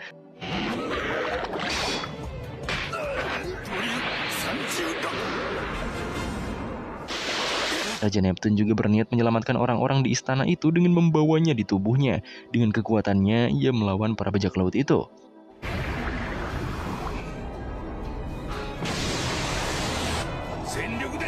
Arus yang dibuat oleh Raja Neptunus dijadikan sarana untuk kabur oleh rekan-rekannya yang lain. Tapi Hody telah meminum pilnya. Buruknya akibat tubuh tua sang raja, ia malah tak bisa bergerak di saat-saat seperti ini. Tapi paus tunggangannya datang untuk membawa raja. Tapi ia ditahan oleh Hody, sehingga raja, Zoro, Usopp, dan Brook tak bisa kabur dari sana. Raja pun memerintahkan semuanya pergi dan mencari Fugaboshi saja. Saat Fugaboshi sedang mencari kru Mugiwara, ia mendapatkan laporan bahwa bajak laut manusia ikan telah menginvasi kota-kota di kerajaan mereka. Setelah Fugaboshi pergi, salah satu kapten divisi bajak laut manusia ikan juga datang ke tempat itu untuk menginvasi. Di sisi Luffy, ia telah sampai di hutan laut. Di sana sudah ada Sunny dan Franky. Tak lama, Jinbei pun menghampiri mereka. Jinbei pun menanyakan pesannya untuk Luffy, tapi Luffy tak mendapatkan pesan yang dikirim lewat Fugaboshi itu. Jinbei juga kaget mengapa ada Shirahoshi bersama Luffy. Ia juga panik karena Hachi terluka parah. Saat Jinbei berbicara dengan Shirahoshi, Luffy lagi-lagi menahan lemparan dari Dekan.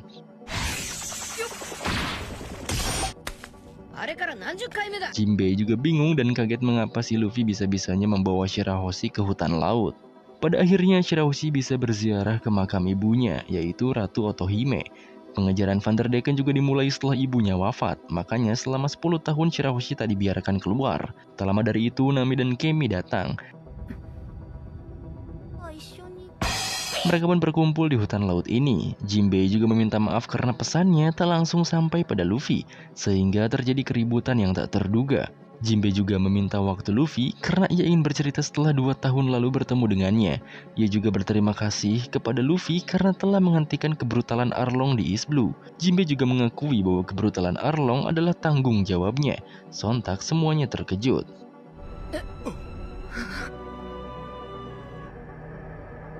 Di sisi Robin, ia masih terus menelusuri hutan lebih dalam. Menurutnya, bagian sejarah yang hilang seharusnya tersembunyi di tempat tenang ini selama berabad-abad.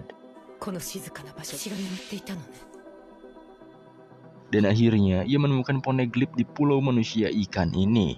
Sedangkan para pasukan Neptune dan 2 mantrinya berhasil kabur. Ia akan membentuk pasukan baru dengan Fugaboshi dan kembali ke istana untuk menyelamatkan sang raja. Di Bukit Fish Valley, warga disuruh menginjak foto Ratu Otohime oleh kapten divisi bernama Ikaros. Di kota pabrik permen juga sama, invasi di sana dipimpin oleh kapten divisi bernama Daruma. Begitu juga di aula kebudayaan dipimpin oleh Hyozo. Di pusat perbelanjaan, kapten divisi Zeo juga memimpin invasinya. Di kota kincir dusun juga sama, tapi kebetulan Fugaboshi ada di sana dan langsung menghajarnya. Di Bukit Koral, para warga terus panik karena kerajaan mereka diinvasi para bajak laut. Karibau yang ada di sana juga terus menculik para duyung. Di hutan laut, kabar itu membuat Shirahoshi menangis. Tapi menurut Jinbei, Raja Neptune tak akan dibunuh.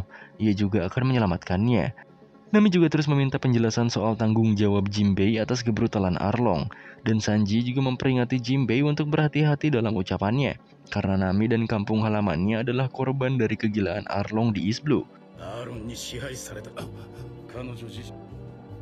Tentu Jinbei terkejut, bahkan Hachi juga mengakui bahwa kekacauan yang mereka buat tak akan bisa disembuhkan dengan apapun. Mendengarnya saja, Nami jadi teringat kembali keluarga kecilnya dulu.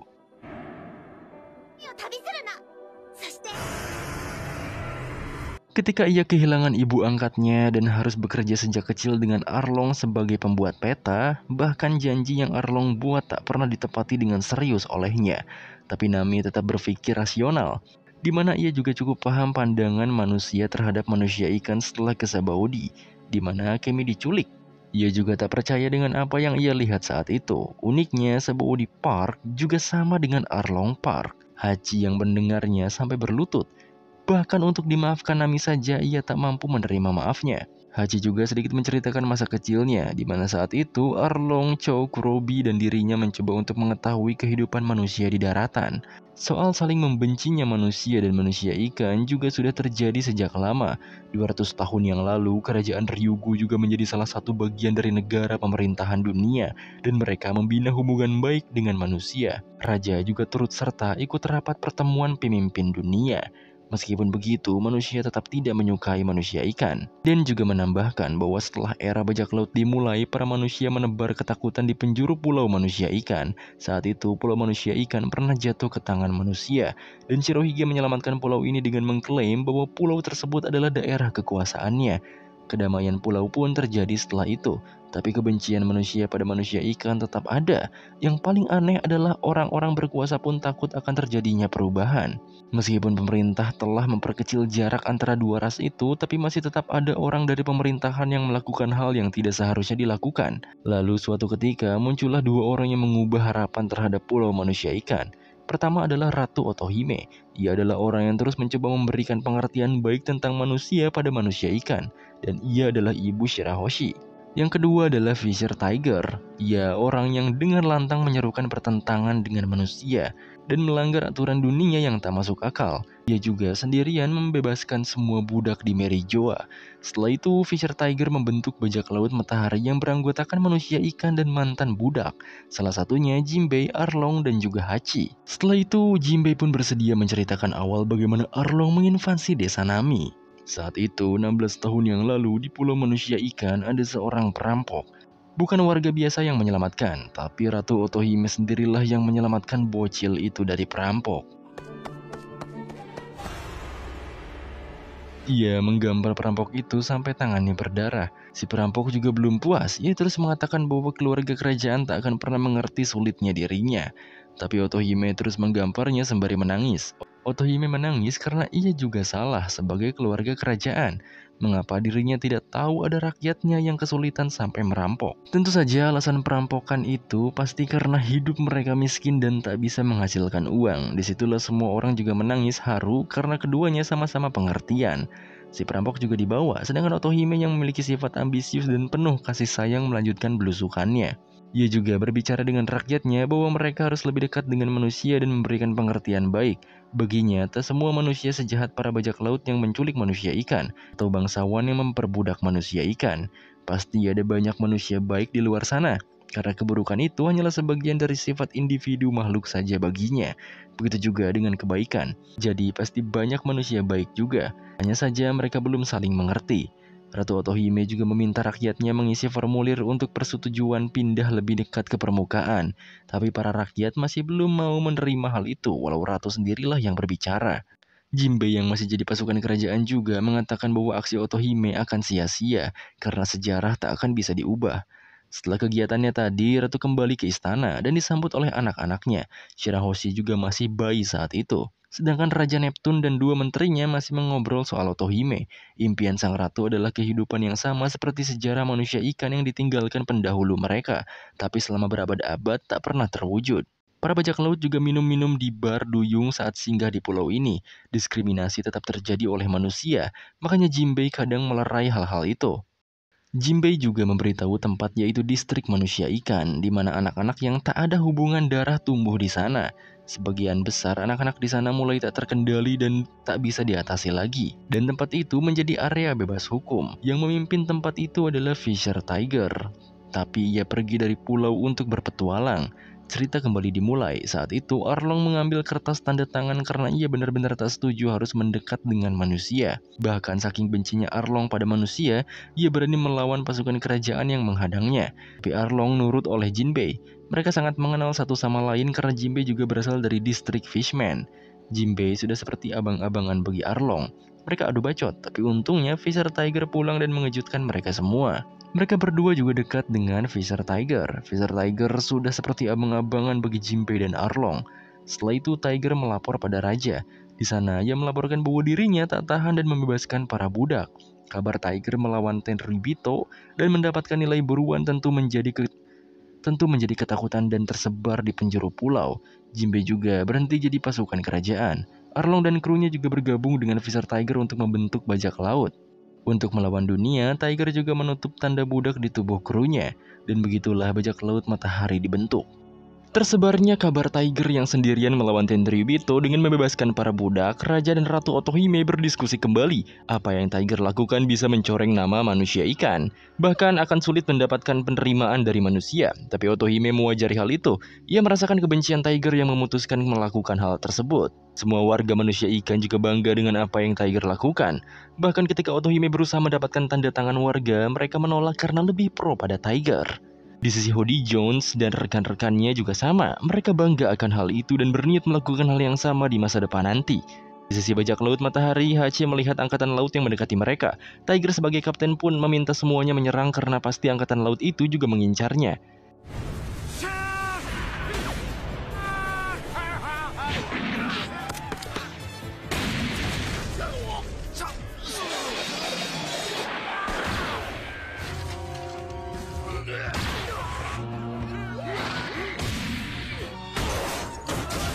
Tiger juga sampai turun tangan, ia dituduh menyembunyikan para budak yang dilepaskannya. Sembari menghajar, Tiger menjelaskan bahwa ia tak menyembunyikan apapun. Lagi pula, semua krunya tak memiliki simbol perbudakan. Tiger pun memerintah semuanya mengambil harta dan makanan saja tanpa membunuh, lalu balik ke kapal mereka. Beda dengan Arlong, ia tak mendengarkan perintah kaptennya dan membunuh seorang angkatan laut. Insiden tadi sampai ke telinga Kizaru saat masih jadi wakil admiral. Tentu saja ia tak meremehkan kekuatan Tiger dan krunya. Di sisi Tiger, ia memarahi Arlong. Jinbei juga masih bersikap sama seperti Arlong, tapi Tiger memberitahu mereka bahwa manusia ikan tak seperti manusia. Mereka tak akan membalas diskriminasi dengan diskriminasi juga. Lagi pula mereka bukan pembunuh, dan bajak laut matahari adalah bajak laut kebebasan, bukan yang lain. Jika mereka melakukan hal yang sama seperti manusia, maka semua diskriminasi ini tak akan berakhir. Tapi Arlong tetap bersikukuh dengan argumennya. Ia masih ingin membalas manusia keji dengan kekejian juga. Singkatnya, bajak laut matahari terus bertempur setiap hari. Sebagai kriminal paling dicari pemerintah dunia. Di saat bersamaan, Ratu Otohime bertarung melawan perbedaan itu dengan caranya sendiri. Sampai pada akhirnya, Tiger mendapat nilai buruan sebesar 230 juta beri dan Jinbei 76 juta beri. Tentu saja, warga manusia ikan di pulau mereka mendapat kabar yang sama dan lebih bangga pada apa yang mereka lakukan. 3 tahun kemudian, mereka menemukan gadis kecil. Ia adalah korban dari perbudakan dan bebas karena ulah Tiger saat itu. Gadis itu bernama Koala, berumur 11 tahun. Ia juga berterima kasih pada Tiger karena telah menyelamatkannya 3 tahun yang lalu. Tiger pun membawanya dan bersedia mengantarkan Koala ke kampung halamannya. Tentu saja, Arlong yang sangat membenci manusia langsung memukul anak itu. Anak itu tak bisa menangis dengan mental budak yang sudah terbentuk. Ia langsung menyobek pakaiannya dan berusaha mengelap kapal mereka. Jinbei juga berusaha menghentikannya, tapi Koala benar-benar sudah bermental budak. Tiger pun turun tangan. Ia membawa Koala ke ruangannya lalu menutupi tanda Tenryubito-nya dengan lambang bajak laut matahari. Setelah ia bangun dari pingsannya, ia lagi-lagi tersenyum dan mengatakan tidak akan menangis. Sehingga Tiger langsung memerintahkannya untuk menangis saja, karena mereka bukan Tenryubito. Tiger juga membuktikan bahwa ras mereka baik dengan membuang pistolnya ke laut. Kru yang lain juga sama. Dengan hati yang baik, Tiger akan memulangkan Koala ke kampungnya, dan Koala pada akhirnya bisa menangis.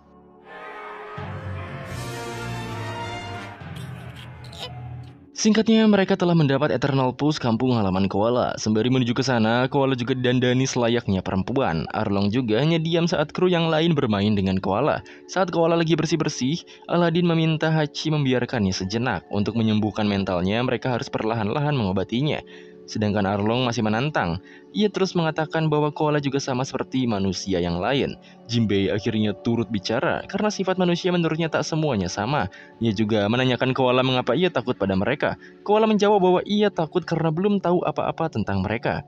Hachi pun berusaha mencairkan suasana dengan bermain bersama Koala. Dengan adanya Koala, semua kru juga menyukainya.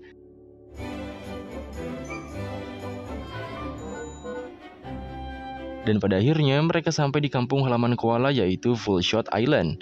Tiger juga mengantar Koala masuk ke pulau. Tentunya para kru yang sudah dekat dengan Koala menangis. Koala yang sedikit demi sedikit terobati berjanji pada mereka akan menceritakan kebaikan manusia ikan pada semua orang. Saking dekatnya Koala dengan mereka, saat Tiger mengantarnya ia juga memegang lengan Tiger.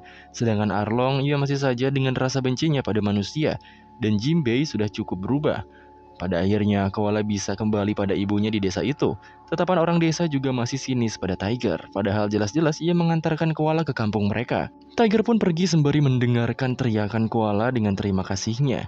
Tiger pun berharap koala bisa jadi jembatan untuk hubungan kedua ras di masa depan, dan ia dapat menceritakan perlakuan mereka pada manusia. Tapi tiba-tiba saja angkatan laut dipimpin Wakil Admiral Strawberry mengepungnya. Strawberry mengatakan bahwa mereka tahu kedatangan Tiger di pulau ini berkat orang-orang di pulau ini juga yang melapor. Di sisi Jinbei dan Arlong, mereka juga dikepung oleh angkatan laut di lautan. Jinbei yang tahu ada suara tembakan di dalam desa langsung berusaha ke sana sendirian dan menyerahkan kapal pada Arlong. Sedangkan warga di desa Koala malah berpesta ria. Tiger kalah, sedangkan Jinbei berusaha melawan Strawberry. Jinbei bisa menyelamatkan Tiger dan mereka semua kabur dengan kapal angkatan laut yang Arlong bajak. Tapi Tiger tak mau ditransfusi darah walau ia akan mati. Darah Tiger langka, dan hanya ada darah manusia yang bisa didonorkan padanya di kapal itu. Tiger menolak ditransfusi darah manusia. Ia benar-benar tak mau dan lebih memilih mati daripada hidup dengan darah manusia. Pada intinya, ia mengungkapkan rasa sakit hatinya di sini. Ia juga mengatakan pada semua krunya bahwa saat petualangan terakhirnya kemarin, ia juga menjadi budak Tenryubito.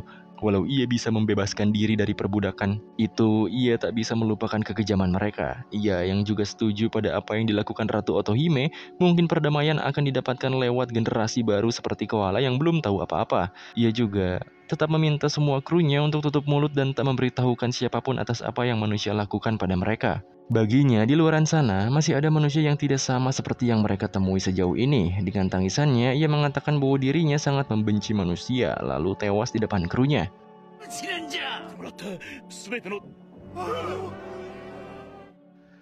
Begitulah akhir dari perjalanan Tiger. Setelah kematian sang kapten, Arlong benar-benar menggebu-gebu. Hachi saja tak bisa menahan Arlong untuk pergi sendirian. Ternyata Arlong membalaskan dendamnya pada sekumpulan angkatan laut. Yang tidak beruntungnya, Kizaru sebagai wakil admiral memimpin di kapal itu, sehingga Arlong ditahan di Jiwan oleh mereka. Di sisi lain, Jinbei dan Aladdin memperhatikan koran berita terbaru yang mengabarkan kematian Tiger adalah menolak transfusi darah. Tak jauh berbeda, tapi aslinya lebih tragis, yang mana Tiger menolak untuk transfusi karena hatinya menolak akibat pengkhianatan manusia. Itu dilakukan oleh Arlong, karena jika berita aslinya menyebar, maka nama baik Tiger bisa tercoreng. Jinbei juga menggantikan Tiger sebagai kapten di kapal itu. Jinbei juga memberitahu raja dan ratu di pulau, tapi Otohime tak akan menyerah dengan perjuangannya. Ia terus meminta tanda tangan warga untuk lebih dekat dengan manusia, tapi warga benar-benar menolak apalagi berita Tiger yang sampai pada mereka. Ia tak pernah berhenti untuk berjuang, walau yang menandatanganinya sedikit. Singkatnya, beberapa manusia ikan menanyakan sudah berapa banyak tanda tangan yang ia kumpulkan selama 5 tahun ini. Ia mengatakan bahwa sudah terkumpul 1000 tanda tangan. Ia akan terus berjuang walau warga pulaunya ada sebanyak 5 juta orang. Dan ternyata, orang-orang tadi adalah sebagian dari 1000 orang itu. Mereka meminta menghapus tanda tangannya karena jadi tak setuju. Hal itu dikarenakan ada sekelompok manusia yang menjarah toko di pulau mereka. Makanya saat ia pulang, ia menangis. Dalam tangisannya itu, ia mengeluh tapi ada Denen Mushi di dekatnya sehingga seluruh warga bisa mendengar ucapannya. Nanggung stres, ia meluapkan apa yang ia pikirkan, bahwa mereka sebenarnya bisa saja hidup sampai kapanpun di bawah lautan ini. Tapi lautan itu terbatas dan gelap. Tempat mereka juga hanya memiliki sedikit cahaya dan air tawar. Berbeda dengan di daratan yang memiliki cahaya tanpa batas dan tempat yang lebih indah. Di sisi angkatan laut, Kizaru tak menyangka Strawberry dikalahkan begitu saja. Hal itu disebabkan Jinbei yang lebih berbahaya daripada Arlong. Maka dari itu Jinbei ditawari jabatan Shichibukai oleh angkatan laut. Bahkan sekarang harga buronannya 250 juta beri. Jinbei menerima tawaran itu. Ia juga berbicara dengan raja bahwa dengan diangkatnya Jinbei jadi Shichibukai, maka Aladdin dan lainnya bisa hidup tenang tanpa jadi bajak laut. Terlebih, ia bisa jadi jembatan antara manusia ikan dan pemerintah dunia. Singkatnya, dengan jabatannya itu, Jinbei bisa mengeluarkan Arlong dari Impel Down. Setelah tahu semuanya, Arlong tetap menolak ikut dengan Jinbei. Ia akan membawa rekan-rekannya lagi seperti Hachi, Kuro, dan Cho dalam bajak laut Arlong. Jika Jinbei tak setuju, Jinbei boleh membunuh Arlong sekarang juga.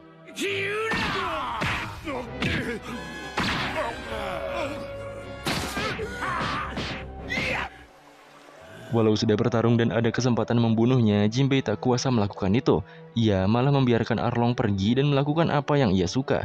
Dan pada akhirnya bajak laut matahari terpisah. Singkatnya, kru bajak laut matahari akhirnya bisa pulang dan tak jadi bajak laut lagi. Mereka jadi bajak laut karena lari dari perburuan pemerintah. Karena mereka mantan budak. Berkat Jinbei menjadi Shichibukai, mereka setidaknya bisa pulang. Jadi Shichibukainya Jinbei tentu menjadi pro dan kontra. Beberapa warga tak setuju Jinbei jadi anjing pemerintah seperti itu.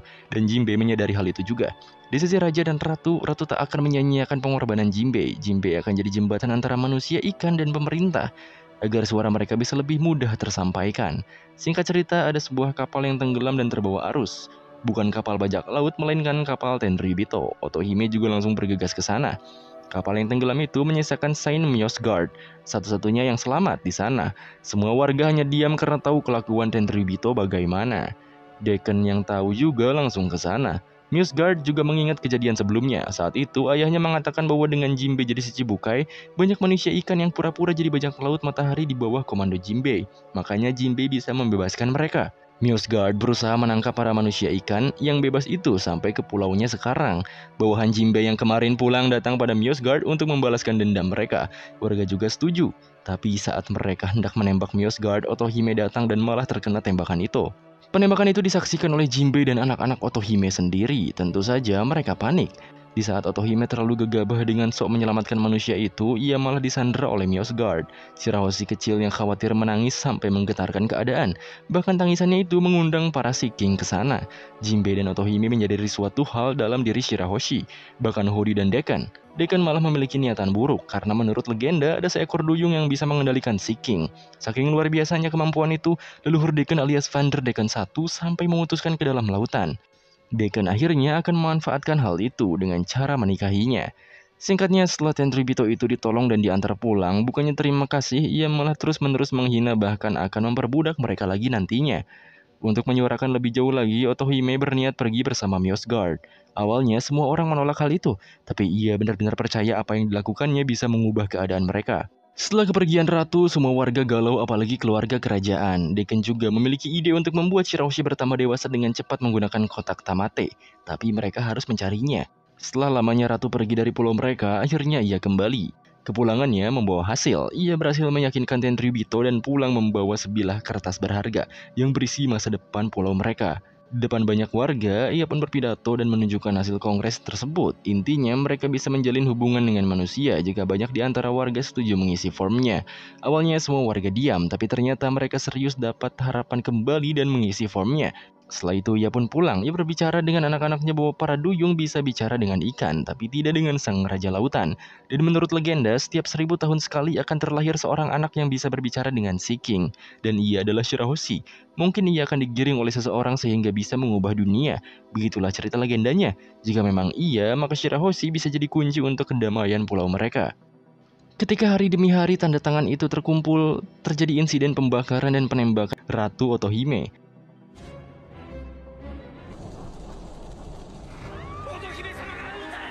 Dekan juga berhasil menandai Shirahoshi dengan lengannya dan ia harus kabur. Kritis di ambang kematian, Otohime lagi-lagi membuat Shirahoshi menangis dan membuat lautan bergetar. Tapi kakak-kakaknya berhasil menghibur Shirahoshi sehingga tak terjadi getaran apapun dan pada akhirnya Ratu Otohime mati di hadapan anak-anaknya sendiri.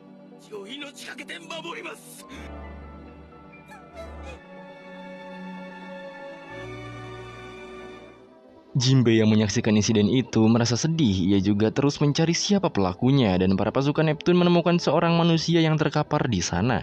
Mereka mengira manusia itulah pelakunya. Jinbei juga memerintah mereka untuk tidak mempublikasikan pelaku ini karena pasti akan membuat semua warga terpukul, bahkan Otohime sendiri. Tapi tidak untuk Hodi. Ia membawa mayat manusianya dan memberitahu semua orang bahwa ialah pelakunya. Kejadian ini sangat miris ketika semua orang berjuang untuk hidup bersama manusia, tapi manusia sendirilah yang membunuh pejuang itu. Dia juga terpukul, ia jadi membenci manusia, tapi ironisnya ia tak bisa membalas perlakuan manusia karena menghargai perjuangan istrinya. Ia tak mau apa yang telah istrinya bangun runtuh karena emosinya saja.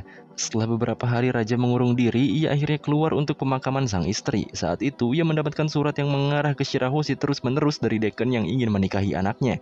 Tentu saja, ia tahu niat busuk Dekan dan terus menjaga anak-anaknya di istana.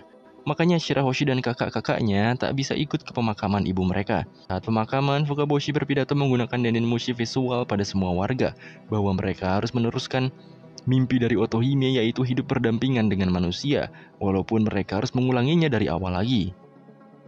Dengan begitu, warga sepakat untuk meneruskan mimpi mereka dan tanda tangan berkumpulan lagi hari demi hari. Begitulah mereka berjuang melawan diskriminasi selama 16 tahun ini. Setelah itu dimulailah bajak laut manusia ikan yang dipimpin oleh Arlong, lalu membrutal di kampung halaman Nami. Seharusnya setiap Arlong membrutal, Jinbei datang untuk menghentikannya, tapi selama itu Jinbei tak mendapatkan informasi apapun, karena Arlong menyogok angkatan laut agar kelakuannya tak dilaporkan pada markas pusat. Sehingga Jinbei tak mengetahui apapun dari Arlong. Untuk menanggung semua itu, Jinbei menekuk lututnya dan siap bertanggung jawab. Sanji pun meminta Jinbei untuk memotong perutnya saja sampai mati, tapi Nami menghentikannya. Nami mulai mengerti semuanya, ia hanya membenci Arlong, bukan pada manusia ikan. Nami malah memaafkan Jinbei dan mereka semua harus melupakan masa lalu. Jelas Jinbei kaget, ia jadi teringat dua pionir yang melawan diskriminasi, yaitu Otohime yang terus memaafkan siapapun pelaku yang menembaknya, dan juga Tiger yang memerintahkan mereka menyimpan dendam dan tak membalas kekejian diskriminasi pada manusia ikan. Jinbei pun menangis, ia berterima kasih ketika ia siap untuk mati. Keadaan pun jadi haru karena kedamaian dan cerita ini. Tiba-tiba Luffy jatuh yang ternyata dia molor sejak awal Jinbei bercerita. Mereka pun sekarang fokus membahas Hody dan Dekan. Menurut Hachi, Hody lebih parah dari Arlong. Arlong memang benci pada manusia, tapi ia tak pernah melukai manusia ikan. Sedangkan Hody, ia berani membunuh manusia ikan yang tak sependapat dengannya. Lagi pula tujuan utama Hody adalah membatalkan kongres yang akan dilakukan oleh Raja Neptune. Karena tahun ini jadwal kongresnya dan tanda tangan manusia ikan sudah tercukupi. Raja Neptune akan menghadiri kongres dan merelokasi pulau manusia ikan. Tiba-tiba ada Denen Mushi visual besar datang. Denen Mushi itu ternyata menayangkan pidato Hody dan semua warga bisa melihatnya.